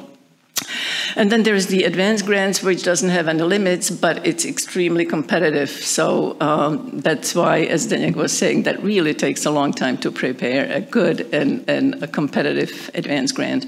And then we have the synergy grants that are for groups of people. So it's not an individual grant anymore, but it's something that cannot be done by a single person. You really need a little team, and it's also longer. It's for 6 years. And then there's the proof of concept grant, which, however, has the condition that you have to be a holder of an ERC grant ongoing, and you realize, aha, there is something to my research that kind of takes me a little bit away from that into the societal impact or commercial impact, and it cannot be done as part of my project, so I can apply for this. Notice it's also short, so that you can also pursue this part of your interests, research interests. Okay, so that's that. So we move into the overview of what it looks like when you actually start being processed, so to speak. So you submit your application, and it will be assigned to a panel. We'll get to that later. The panel consists of a chair and then 14 to 16 members. And those members actually have to cover all the sub-disciplines within the domain of a given panel, which means that they really function as generalists. They will not be deeply embedded in your particular discipline or subdiscipline. They just understand the field as in general and as a whole, and they can function as generalists. And I'll come back to why this is important. The panel members are collected from all sorts of countries, including overseas, so it's not just a European little club. It just depends on where we find or where ERC finds the best experts in a given domain. Now, you will only know the identity of the chair. The rest of it is anonymous until the results are published, and then you can see who actually was sitting on the panel and evaluating your proposal. Of course, you can look backwards, so because many of the experts stay there for those 8 years. That is the maximum, which means that they work at 4 calls. It's always every second year. So you can sort of get a sense of what kind of people in your area work for ERC in this capacity. Now, when your proposal comes in, the chair only sees your abstract. So again, we'll maybe come back to that later, but the abstract is extremely important because that is the first thing that anybody sees, and it's also the thing on which basis the chair then distributes the proposals among the panel members. Okay, so you do want to make sure that you end up with evaluators who are as close to your area as possible. And then each proposal is read by 4 members. So the chair gives each proposal to 4 different members, of which 1, if you're really lucky, 2, might be real experts in your discipline. So again, we are back to the generalist business, okay? And the rest simply are experienced researchers who are sitting on the panel and who will be reading it from this very general perspective. So now how does this work? Now we know the cast of characters and we can go to the process itself. In the so-called step 1, that is the first phase where all the proposals come in, the only document that is read and evaluated is B1. So that's the 5-page so-called extended synopsis and your full profile. So those are the only 2 pieces of information that the panel gets. Each proposal gets a so-called lead reviewer, and that's somebody who is in charge of summarizing the 4 reviews that come from the members and summarizing the weaknesses and the strong points, the positive, negative of each proposal, and leads the discussion. So when the lead reviewer says his bit or her bit, then there is the general discussion within the panel, the result of which, at the end of sometimes really difficult discussions and difficult decisions, but not quite yet, those come later, they come up with provisional marks from A to C, and very often at the boundaries between A's and B's and between B's and C's, that's where the stickiness come, because it's hard to decide, on the first, on the first look at it. So the marks are assigned, and there is a provisional ranking of the proposals. So we have a list from A's to C's based on the marks. And when this is done and agreed on, I mean, everything, by the way, has to be agreed on by the whole panel. So it's not that there will be 2, 3 loud people who will kind of drive the whole thing. No, no, no. Everything is based on the general consensus. Then the discussion about those borderline cases ensues. So particularly about the AB and BA, but of course even the BC and CB, because for the BC and CB, the issue is how long do you have to wait for a resubmission? Is it going to be 1 year or 2 years? So is the proposal really close to, needing just that 1 year and everything will be much better? Or should that person really get 2 years and then everything will be good? But the even more important and kind of contentious part is the ABBA, because that is the difference between being retained for step 2 and being invited for the interview, or saying, well, we really liked it, it was very good, but it just still needs a little bit more work, or there may not be enough money, even though this is a good proposal, but it will simply, for whatever reason of this list, end up below the line. So after all these long discussions, the panel comes up with the final decision about which proposals will be retained for the next phase, that is, which PIs will be invited for the interview. And it used to be that it was kind of left to the panels to decide how many should be invited based on how much capacity you have to jam into one day, because there is only so many days that you can be carrying this on. And also, what is the likelihood, what is the likely number of actually funded proposals? But now, and that's very often really is a hard decision to say, okay, so this many. So now the limit has been set actually as a standard that you cannot go beyond 44, simply because physically you can't handle more than 44 within those 4 or whatever days.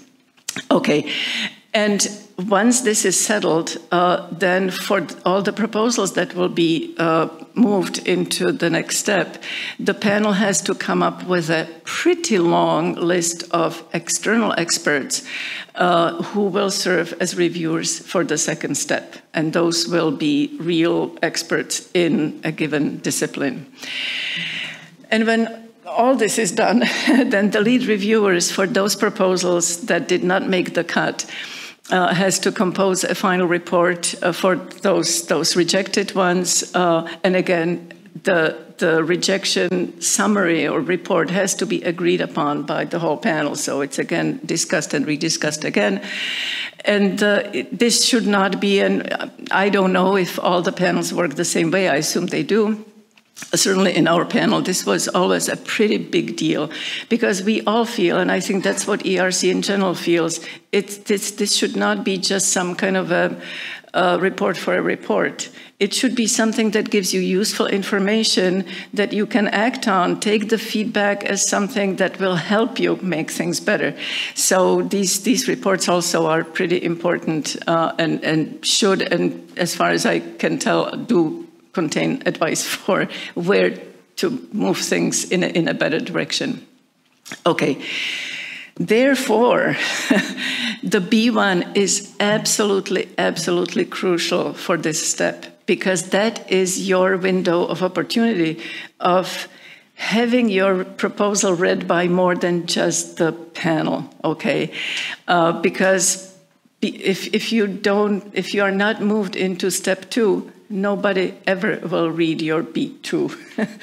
So think about B1 as something that really, really, really is your way in for whatever this is worth. Okay, and so now for those who get moved into step 2, that is the place where both of your documents will be read again. This is, I think, really important to emphasize that even if you ended up with an A mark in the first step, the second one starts again from scratch. So you may end up with a C. Of course, this is a very different kind of C, so don't think of it as a failure, but it's just there has to be a way of differentiating between, let's say, those 44 proposals, right? This is the first thing to note about this. The reviewers now will be the panel members, the original 4 members who read B1, and they will still be reading it as generalists.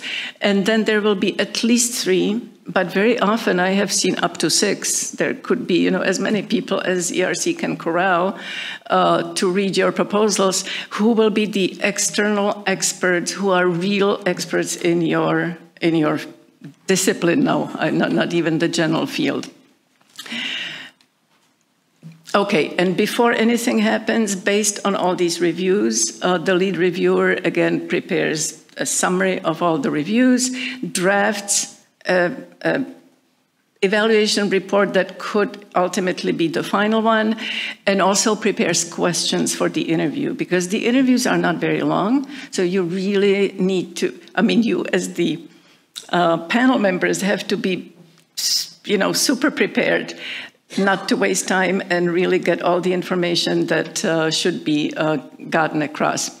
So then based on all the reviews and how the lead reviewer summarizes it, again, the panel comes to a provisional ranking within step 2 based on the internal and external interviews.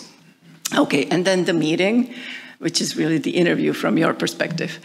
So first, you have time for a short presentation. My understanding is that the panels may differ in how much time they give you.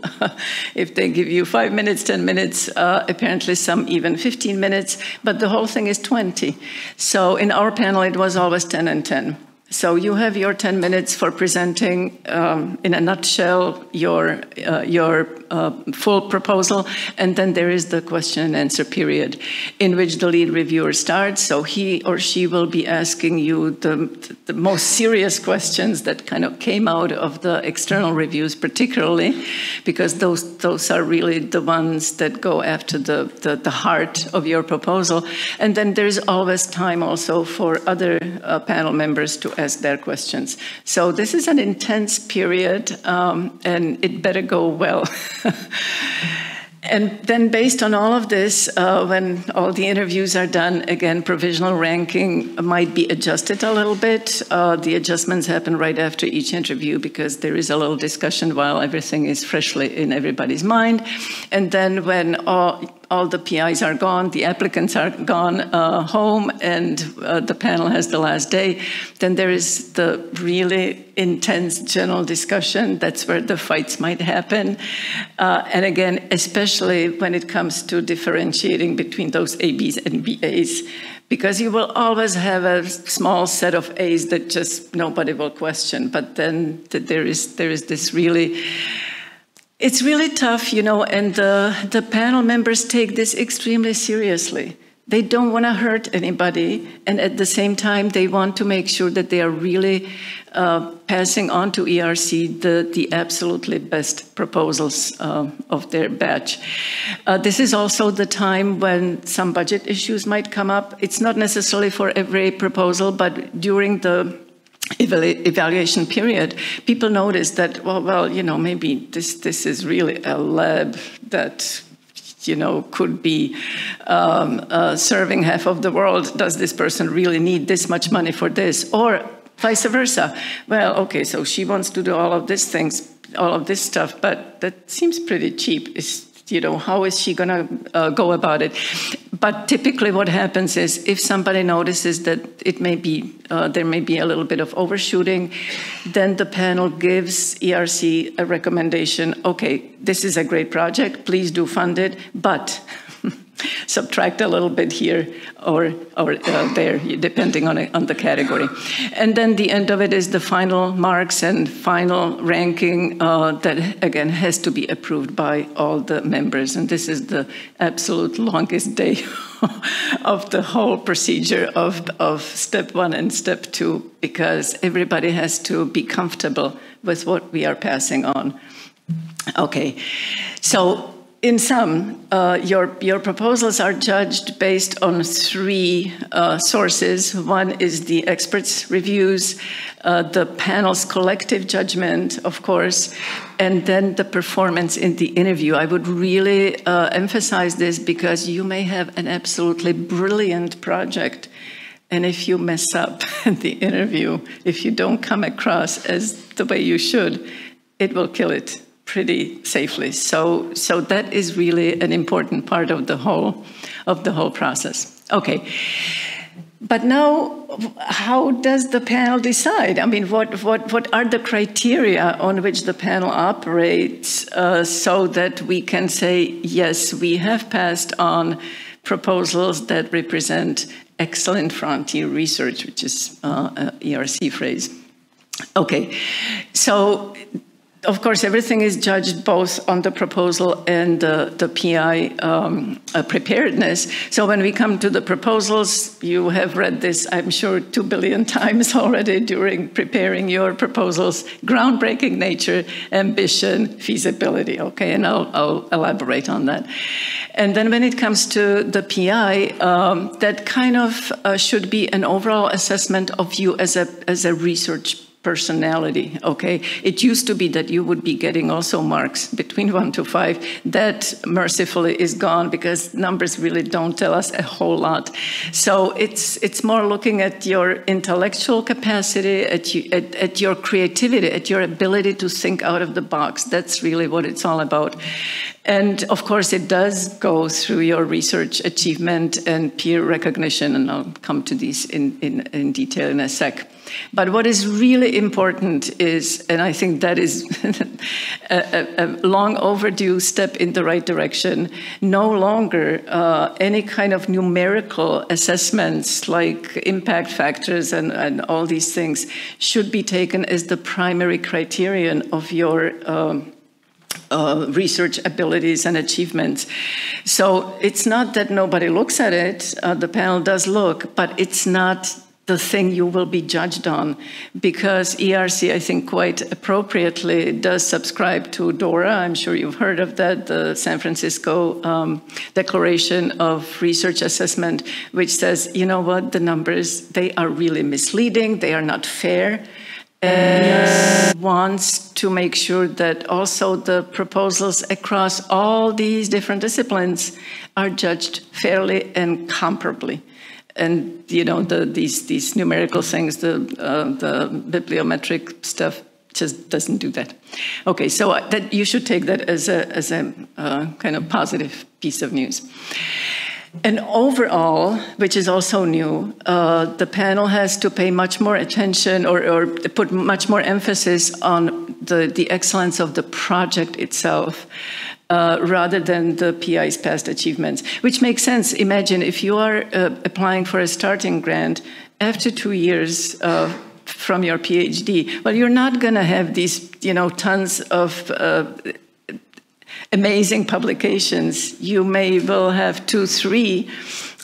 So the number itself, or you know where you published it, is a little bit less important than if your project really is what it should be in its excellence. So what in the world is excellence? I mean, nobody really has come up with a good definition, and I won't come up with one either. But I'll just go through, you know, the things that are always come up during the panel discussion. So first, concerning the project proposal itself. Okay, it has to be original.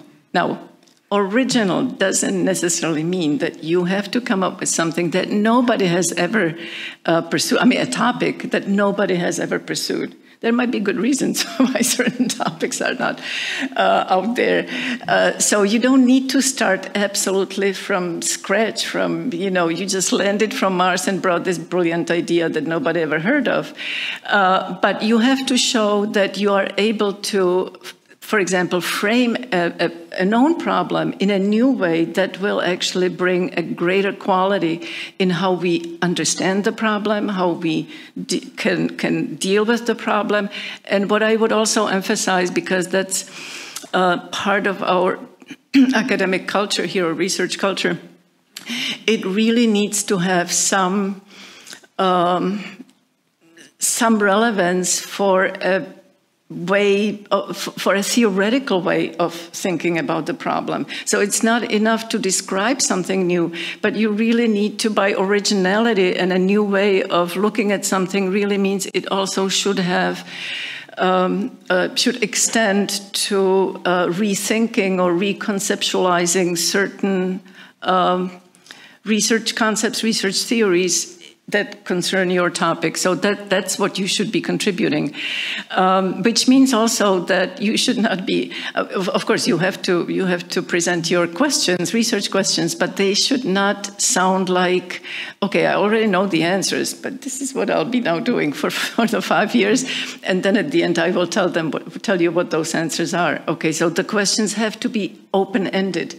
They cannot be pointing to a very obvious and clear answer, or something that can even be detected in your past publications or past research. Oh, he's already been doing this, so what is really new about these questions? Okay, so think of it as really something very open-ended. And ideally, but understand that this may depend on your particular field. The project should be hypothesis-driven. It should not, you know, when you are getting into it, you should have some ideas about how to approach a big theoretical issue. And so you might have hypotheses. But that said, I understand for certain fields and certain disciplines, this is an absolutely sine qua non, but for others it may be less so. So I leave it to you to figure out which category you fall into. Okay, and now not only that it has to be original, so you have to be an original thinker, but what you plan to come up with, you know, your results, your findings, and your impact on specific disciplines has to be significant. Now that's again, you know, and what Ms. Fried is significant.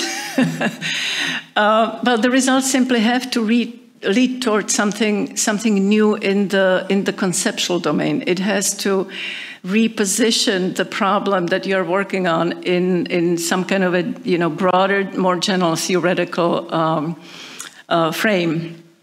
And also, it's always good if you can show that whatever you come up with or whatever you're leading toward will have an impact on research in related disciplines. So you're not just looking at a narrow little problem, which may be, you know, tremendously interesting to you and to, you know, 3.5 colleagues around you, but it really should be something that has impact on the discipline in general. I'm not saying redoing the discipline, but still you have to have an impact that is noticeable in, okay, so now we'll be thinking about this in this completely different way. So there are certain things that you really should not be doing, okay? One is that, I mean, what does not count as excellence is just saying, well, I will generate new knowledge. Well, of course you will. I mean, that's kind of taken for granted. But you have to explain what that new knowledge is and why that knowledge is significant and how it changes the way we look at certain types of things. It's also, and that's what I find very often through the workshops, that many of the first kind of drafts or ideas that people present is ultimately descriptive research. Okay, I'll discover new facts. That's great. You need new facts very often, but that's not what ERC is about. It's not about description. It really is about breaking through the frontiers, okay? So these are phrases that you might be careful with when you're writing. Please forget about filling gaps. Okay, that's such a cliche, and it doesn't say anything. Okay, so it's not a measure of significance, in other words. Yes, you will be filling certain gaps, but you have to be very careful and precise about describing, A, what the gap is. Is the gap something that really should be filled, or is it that nobody will care? And how am I going to do it so that it's not just I plugged in something in a hole, but that the result is more than just a sum of the parts, okay? And for the third one, this is a phrase you never, ever want anybody to say over your proposal. Oh, it sounds interesting, but you know, this is really incremental research. That kills it right there. And incremental research means that you show in your profile, I've been working on this for a long time. Now I need some more money to continue with it. So I'm applying for this grant and I will just keep doing the same. Okay, that's incremental research and that's not ERC caliber. I know it sounds harsh, don't hate me for it, but this is really very often what kind of is the first reaction to the first draft of a proposal. So you don't want that, thank you, you don't want that to be pinned on your own proposal. Okay, and so now putting it together really means, well, both B1 and B2, but we have to understand and remember that they are really two different things. So, but for both of them, of course, this is true. You need to engage in the state of the art. And it sounds simple, yes, of course, but it has to be a pretty thorough and pretty convincing assessment, critical assessment of what we know so far. And I know that in a 5-page synopsis, this is a big challenge, but it has to be done. Okay, it's not enough to say, well, you know, so-and-so already has done this, and then you have a list of names. That will not do it. You really have to explain where we are now and why, because the reason you have to do it is that will actually support your claim that you're doing something new and original that is not there yet, and that's clearly missing.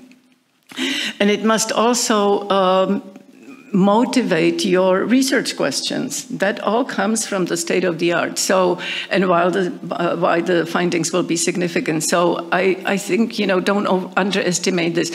And just as a kind of footnote, you also have to be careful that you don't either leave out somebody who clearly has been publishing on this topic, but maybe you don't agree with him, or you just think it's not really totally crucial to you.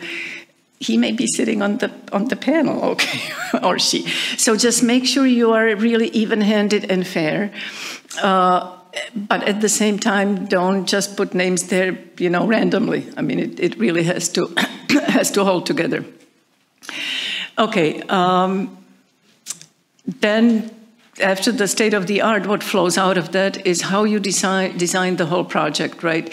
So you have to very clearly, again, explain what the focus and scope of your project is. You don't want the reviewers to come to the conclusion such as, well, you know, it's interesting, but it's not very ambitious.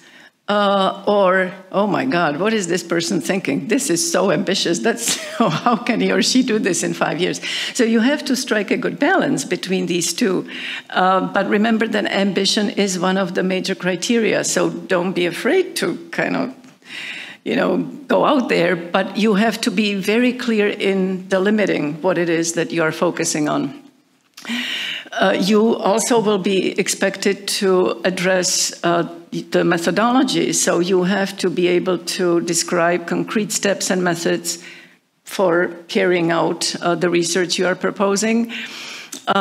You would be maybe surprised how often in the early stages, that's not what the panel sees most of the time, although sometimes also, you really have to think about the structure of the proposal. It has to flow naturally. It has to be, you know, its parts have to be logically and meaningfully interconnected, so that it's not just a list of tasks that you'll be doing. And the relationships between the findings and the parts, and, you know, what comes from which, and does it feed into anything else, all of this has to be also described pretty clearly, so that at the end the project really sounds completely coherent. The panel member can say, okay, this is a really well thought out, thought through project. This person really has thought about it in every little detail. And all of this should come to being able to answer the big question. So what is the big idea? What will be the new thing at the end of your 5 years? And here I want to emphasize, it's already been mentioned, thank God, it's no longer an issue of high risk, high gain, okay? So don't even bother using the phrase, because nobody will care, nobody wants to see it. Now, it's not that ERC projects are not high risk, precisely because they are so open-ended. It's not gotcha. But it's not, for certain disciplines, for example, it was really a torture to identify what is the high risk and how am I going to deal with it? Okay, so the gain, of course, has to be there. That's your big question. That's your big new idea. But don't worry about, you know, wasting time actually in the proposal that you can, okay, now I'll have this big fat paragraph about what my high risks are and what I'm going to do about, you know, if I don't find this book in the library, oh my God. Okay, it can get on that level. But of course, I'm just joking, because it can be very serious for certain disciplines. Again, that's a given. Now we come to the last one, which is the feasibility, and that also is a very important issue. So partly, yet again, depending on the disciplines, some of them will be, for some of them this will be a bigger deal than for others, but you do have to describe your data and your methodology. The methodology has to be well justified, but again, a new thing doesn't have to be brand new. So part of a successful ERC project does not have to be a development of a completely new methodology. Especially, again, in certain fields and disciplines, the standard existing methods are perfectly okay to bring you to something completely new and significant, but it has to be described and it has to be justified. You know, the panel members have to understand clearly that yes, the research will benefit from doing it this way. And sometimes the sources of data will be also important. So is it data that already exists, or are you going to be creating it new? How much of it? Is it actually relevant, or is it just, you know, collecting tons and tons and tons of stuff that is not really important for your project? Do you have access to it? Because for certain fields, this can be really a big issue. So all of these things have to be well thought through. And you also have to be able to show that you have thought about how you are going to do this over the 5 years. Okay, so the timeline has to be totally believable. It has to also be believable that you will be spending so much time on this and so much time on that. There have to be coherent milestones, and the time flow has to make sense. So it's not entirely trivial. You don't have to spend 2 pages on it. Sometimes a really well prepared table is good enough, but it has to have the thought in it. That's the crucial part. And of course, there will be a team composition issue. So even though these are individual grants, you are very likely to work with you know, a few or quite a few people, depending again. So you have to be able to explain the division of labor. The division of labor has to make sense to the evaluators.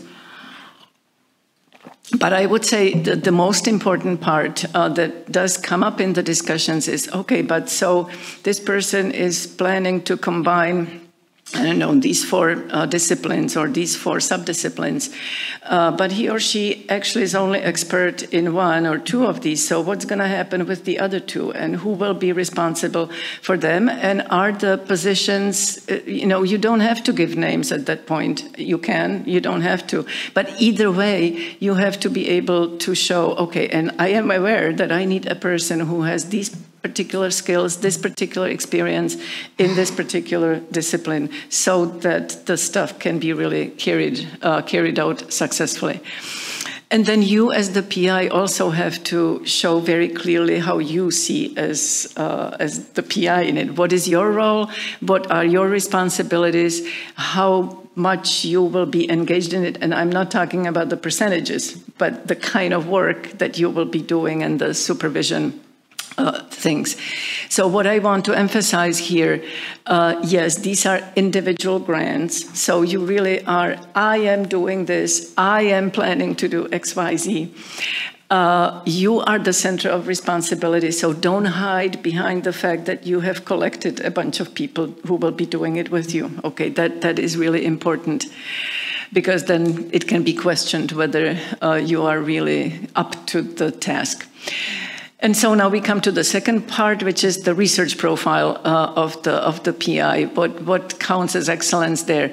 Well, as I said already, you have to show through all of that you're a creative thinker, that you have advanced appropriately to your level in the field and through scientific output, which means you have to show that you do have some substantial publications that will show that it's not there, you know, to show that, oh, okay, I managed to publish something, but it shows the panel members or the reviewers in general, yeah, I have it. I already know how to go about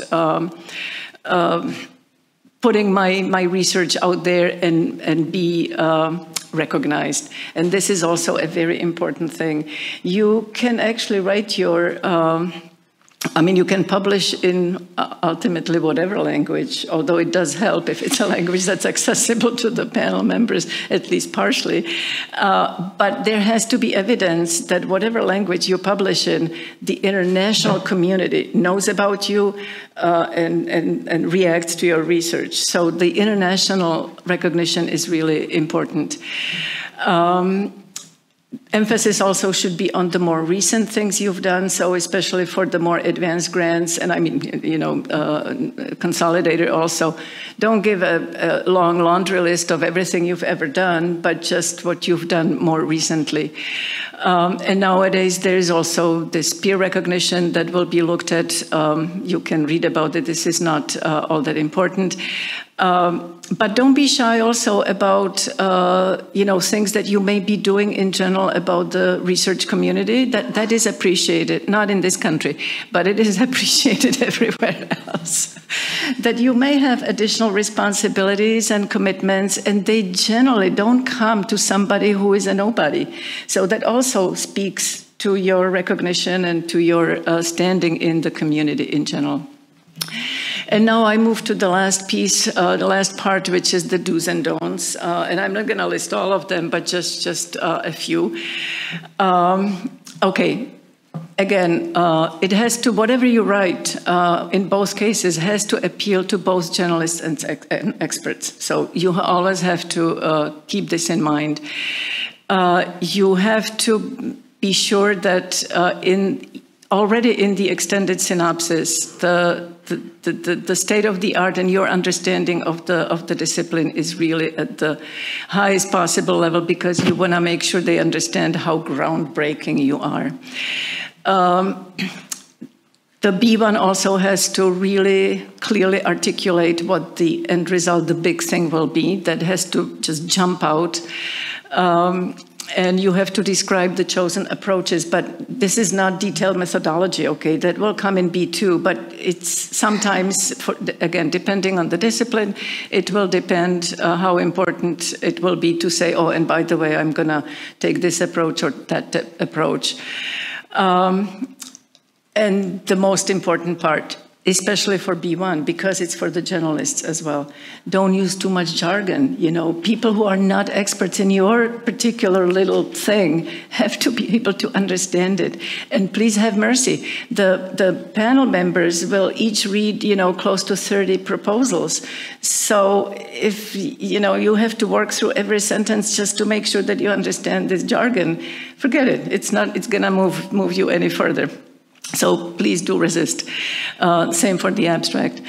The text needs to have a logical flow, again, to help the evaluator in this huge amount of reading that is important. And what is also important, to kind of keep a good balance. And I'm saying this particularly because very often what we see in the preparatory stages, you spend 2/3 of the synopsis on state of the art, and then little bit at the end about what you're going to do. It has to be the other way around, okay?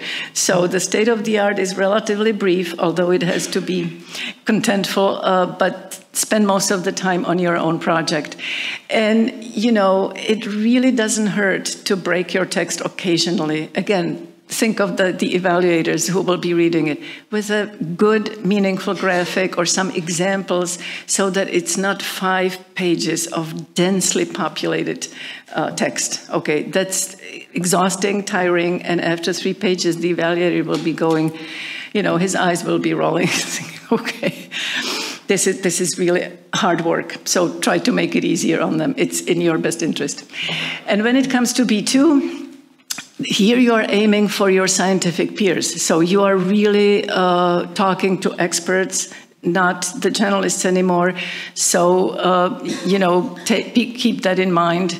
In the full description, you really have to now go into detailed methodology, so it can be evaluated both for feasibility and meaningfulness in general. If there are any issues with data, then it's a good thing to say, because otherwise you'll be asked about it if you make it to step 2.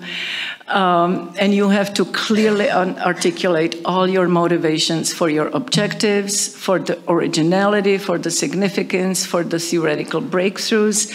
That has to be laid out in all details and very clearly, because again, people will be reading tons of those things. This is the part where you also have to have a detailed workflow, relatively detailed. Again, it could be just one table, but it has to show very clearly from where to where you want to go. So what I want to emphasize here is that think of B1 and B2 as 2 really different genres. They are 2 different types of documents for different audiences and with slightly different goals. Okay, one is to get in and the other one is to convince the experts.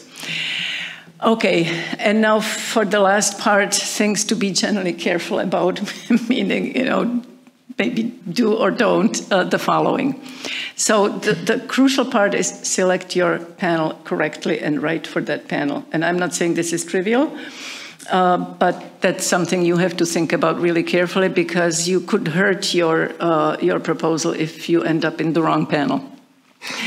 Do not try to oversell anything. You know, if you say, oh, and I'm going to cure cancer, nobody's going to believe you, and the project goes in the bin. Okay, so be ambitious, but realistic.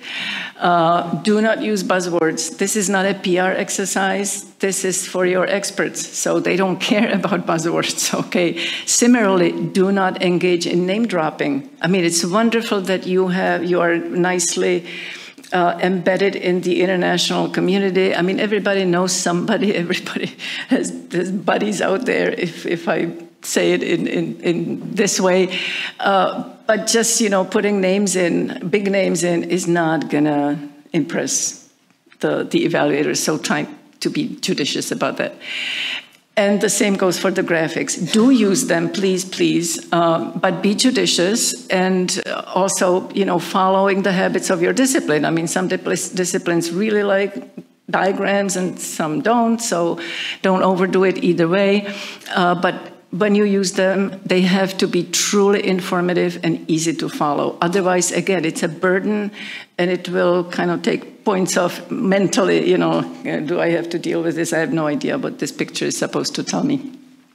And please do not evaluate your own project for the reviewers. Don't say things like, this is a very ambitious project. And you wouldn't believe, you know, how many times it does get in the text.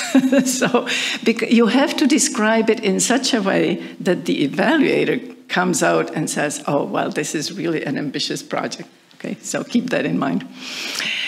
As I already said, so I'm just going to run through this quickly, it's not enough to focus on developing and building a new, you know, big infrastructure or big data collection, because that's not what ERCs are about. That will be for a different scheme. It's not enough to generate new knowledge. You have to say what the knowledge is. Is it significant? What is it going to bring at the end of the 5 years? Also, it's not always a good idea to pursue a topic that everybody talks about right now, because A, there will be tons of such proposals, so you will just be one of way too many to, you know, be unique. So do try to be unique, okay? And create a new vogue if you can. That would be good. And also, unfortunately, I mean, it sounds awful when I say it like this, but it does have a good reason.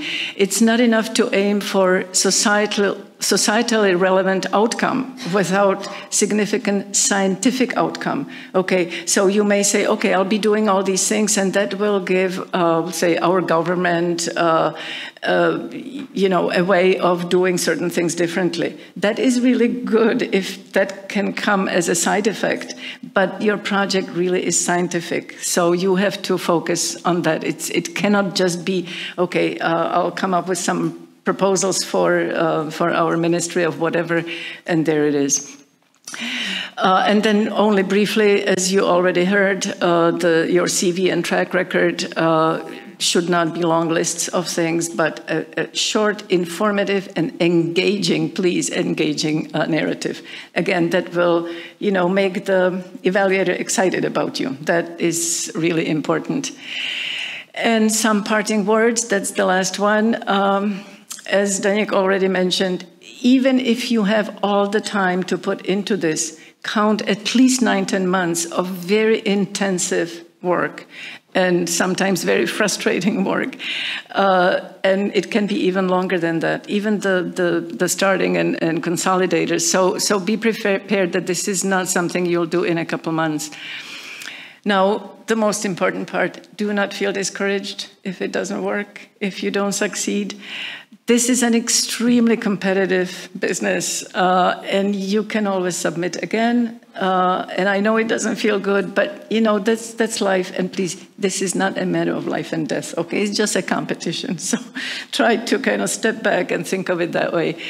But if you do get a rejection and you want to submit again, I suggest that you really read the feedback carefully and take it very seriously, because the experiencers are not just some random, people off the street. They are experienced researchers, and the feedback gives you a picture of how the outside world might be looking at your work, which is always hard for one to do for one's own work.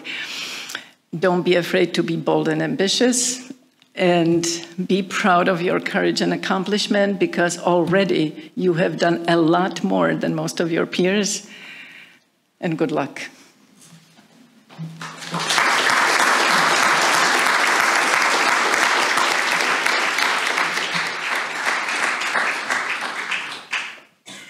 Thank you very much for a very informative presentation. I'd like to ask for Slido. So we have some questions, but I believe that most of them have already been answered during Mirjam's speech. So I will try to focus first on those that are out of the box, new. So we have a question whether all evaluators have experience as ERC grantees, and how are evaluators chosen? I mean, probably panel members. Well, the answer to the first part is no. And because I was actually picked right after I came back from the US, where I was for 25 years. So I had no experience with ERC. I barely knew it existed. But beyond that, I can't really speak to that. I mean, that should be somebody, higher up who does it. But it's obviously it has to be somebody who fills in a particular discipline that is needed in a given panel. They always look at a decent balance across countries, that it should not just be a bunch of people from 3-4 countries and they will just kind of do their job. So I think that also is important for them. They do try to strike a balance, gender balance. Not that it always necessarily works, and it's not something that the whole thing sits on, but they try. But that's all I know about the selection process. I don't know if Zdeněk has inside information. Just a joke. It's not a joke, it happened. When I appeared in the panel, I had no clue how that happened. Nobody here knew anything about it, so I've tried to ask whether somebody passed my name. No. And so then there was a workshop, preparatory workshops for the members of the panel, and then not myself, but some other person asked, and why we have appeared here? So why me? And there was then vice president of the ERC was heading this, and she said, and well, I'm not going to tell you. The only thing I'm not going to tell you the process, but the only thing what I can tell is that we have looked for some people who have a record of some original against the stream going results. Nothing more. Yeah. No other thing. How I got that the same happened. answer to the same question. We have a clarifying question. If we already have a team, can we mention our team members by name? What happens then if we move the grant to another institution? The whole team moves? You can name people if you know exactly who on the team should be and you want them to be, that's fine. And when you move, the team doesn't have to move. As far as I know, that's just the PI and that's it.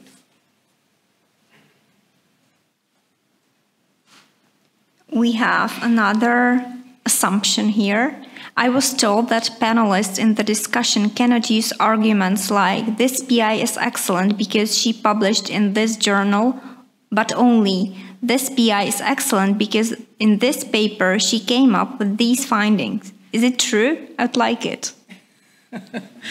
Well, it's definitely more on the second part of it. Okay, she has published in this tremendous journal, and look what she came up with. And this is what is really important. This is where we can say that she really has the stuff, so to speak. I have, in the first few years, actually, I did experience the first part also. Oh, okay.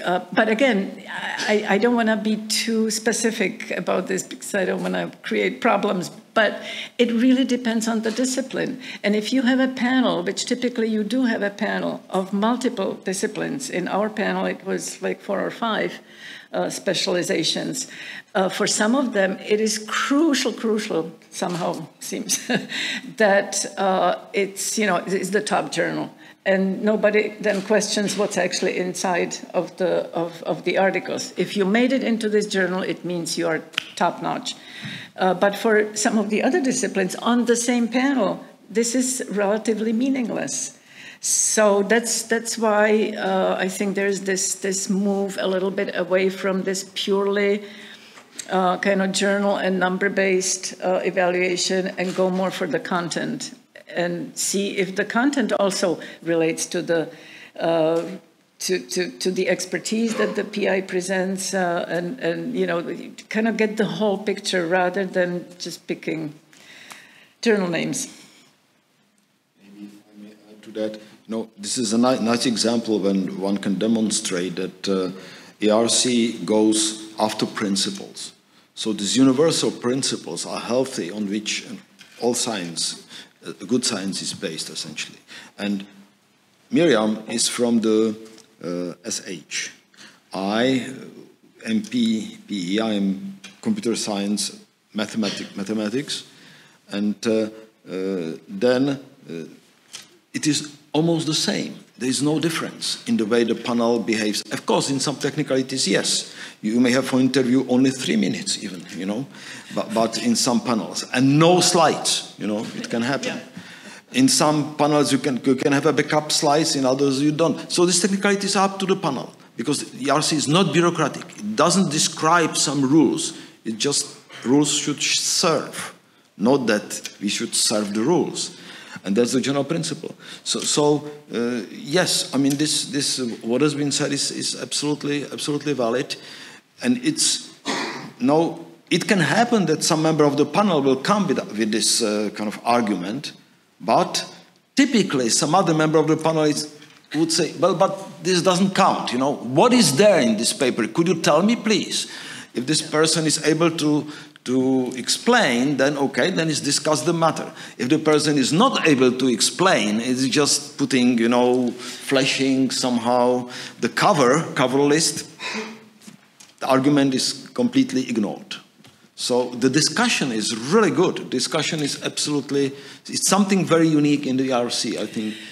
And also the fact that the panel does consist of multiple specialties, so people from different perspectives can come in and say, well, okay, let's just make sure we are all on the same page with this, and don't then apply, what your discipline likes to do to everybody else. Let's just all stay on keep the level playing field as much as we can. So yeah, I like that about it too. Another question: can you appeal a decision? On what grounds, and how likely is it to succeed? I have no idea, actually. Okay, so maybe because I have an experience with I've writing never heard of redresses. the case. You can appeal. You can appeal on the ground of, say, some breaking the rules, essentially. You can even appeal to the court, in a sense, but that's, I think, never happened, because it's. The appeals are very difficult to pass through, because really you will have to prove that some rules, that are some rules, like, I mean, the main rule that the results were ignored, some results were ignored, or the comments contain some provably wrong statement, okay? This is very rare. Even if it happens, so I haven't seen it happen on such a ground that the appeal was successful. On the other hand, I helped some applicants to write redresses. It was a couple of them. And it was useful to write these redresses, so we spent the time, because then the rules of the ERC has changed in order to avoid such a possible mistake. You know? So it cannot reverse the decision of the panel. Only in the case where it's really provably some very important rule has broken. Then the panel, but this maybe happened once or twice in the history of ERC. But if you just say, well, there was a mistake and I will inform you about this mistake, it's helpful. I wrote letters to the president of the ERC Bourguignon, I wrote letters to President ERC Maria Leptin, and I can tell you it really made a difference, because then after some time we have seen move, not that I was the only one, but I'm saying that it makes sense to raise your say hand and to say, well, I would like to tell you something. That's good, but not that you will kind of reappeal, like it's not an appeal court. You know, it doesn't work this way. For a clear reason, because it will not be manageable. Okay. Yeah. Well, if I may add to that, actually, the reason this is so rare is, I think, that throughout all the sessions of the panel, there is actually a person from the ERC services. Mm-hmm. And so every now and then, either the chair or a member can turn to this person and say, well, is this okay what we are doing? Can we, or, you know, what is the rule? So it's already kind of anticipating potential problems. And then the panel chair at the end writes a little kind of summary of our impressions of the whole process, and do we think that such and such could be adjusted, or certain things could be changed, and they react to it. So you know, there is really a loop of feedback, and it's taken very seriously. So yeah. Maybe I'll tell you one more experience. You know, ERC is not done by angels, it's done only by people, and people do make a mistake. So ERC also can make a mistake. I have seen some mistakes that were very clear, that the evaluation was simply wrong in principle. But what happened? You know, then we just reapplied, and the next call, the grant just passed through like you know, it was a different panel. But you know, that means that it was cured in this way. That's one thing. And the second, ERC learns. I've already mentioned that. But ERC learns from mistakes. They are very cautiously, scientific board of the ERC very cautiously evaluates each evaluation, say, cycle, and they are changing things. You can see that from this exercises in writing of what is risk has been dropped. And of course there are challenges, there must be challenges. So use the word challenge, there are challenges instead of risk. And then I can talk about it. Because it was not of the same methodology. It was the first ERC calls was there must be original methodology. This is not more, because they realized that this was a mistake. You know, ERC really learns, and not in say after 10 years. ERC learns after every year. So every year the whole process is evaluated, and there are some changes in the work program for good. We have a question by Tomáš. What if I have published individual papers that concern different aspects of the project and I want to combine these together in a more than a sum of its part way? Or should I extend the project to area I'm not experienced with, but perhaps get somebody senior enough, like a postdoc, to help me do it? No, that's precisely where it would end up on the not particularly ambitious pile and kind of just continuing more, because just pulling together pieces that you've already done is not a groundbreaking ERC project. It's maybe unless it will open completely new pathway, okay? Yeah. Then yes, but it must be, you know, just combining what is done would not work. But if it opens something really new way of thinking about the problem, then it can work. Thank you very much. I'm proposing now to close the discussion. You have a question? Yes, we should ask the audience here as well if you want to raise questions. So, yes. Thank you very much. It's about the CV and the evaluation of the CV. So it's clear for the coordinator, for the consolidator, how it works, but what is the plus for the advance? Because it was just mentioned that international recognition, but it's quite hard, but some hints about that? Well, it's just taken for granted that if you are applying for an advanced grant, you are a known entity and highly respected entity in your discipline. You don't need to be saying, oh, by the way, and I know, you know, so-and-so, and I have worked with so-and-so. But still, collaborations, if you have really good, strong collaborations that brought out something significant and new, that should be mentioned, that should be, you know, put out there for evaluation. I think that the process is the same. I have done all three of them, starting a consolidator and advanced, and I did not notice a difference in how we looked at the CVs. It's just they are at a higher level. That's all. Maybe to illustrate that, you know, as a starting grant applicant, you know, it's important that you, for example, have some, your recognition might be, you are becoming a member of the editorial board of something. So that's very high recognition. Or you have students who already are somewhere and did very good job. That's also a good thing, etc. If you are advanced grantee, then you must be on a higher level. So, for example, then in the service of community, you should be, for example, a member of some boards that award some prizes. Boards, not the local boards, boards of the, say, large international societies or something like that. If you just write, well, I am a referee for some journal or editor, well, of course, that's obvious. It's, you know, that's the difference, okay? Only simply have longer careers or not necessarily. You can apply for the ERC when you are immediately after PhD. But simply, it must be very clear that you are highly recognized by the community for the advanced already, that you are known, that you are highly, widely and highly recognized, which is not true for starting and consolidate. Right.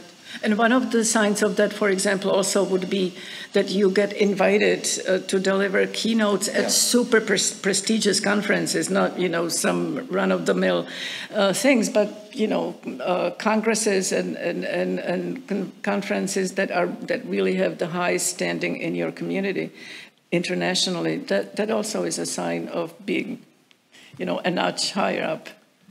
Maybe. Does it answer your question? It's quite broad. Well, yeah. I have another question. For the interview, there is some kind of feedback before the interview, or you are totally blind? What might happen? You come, you give your spiel, then you go through the question and answers. You are thanked for everything, and goodbye.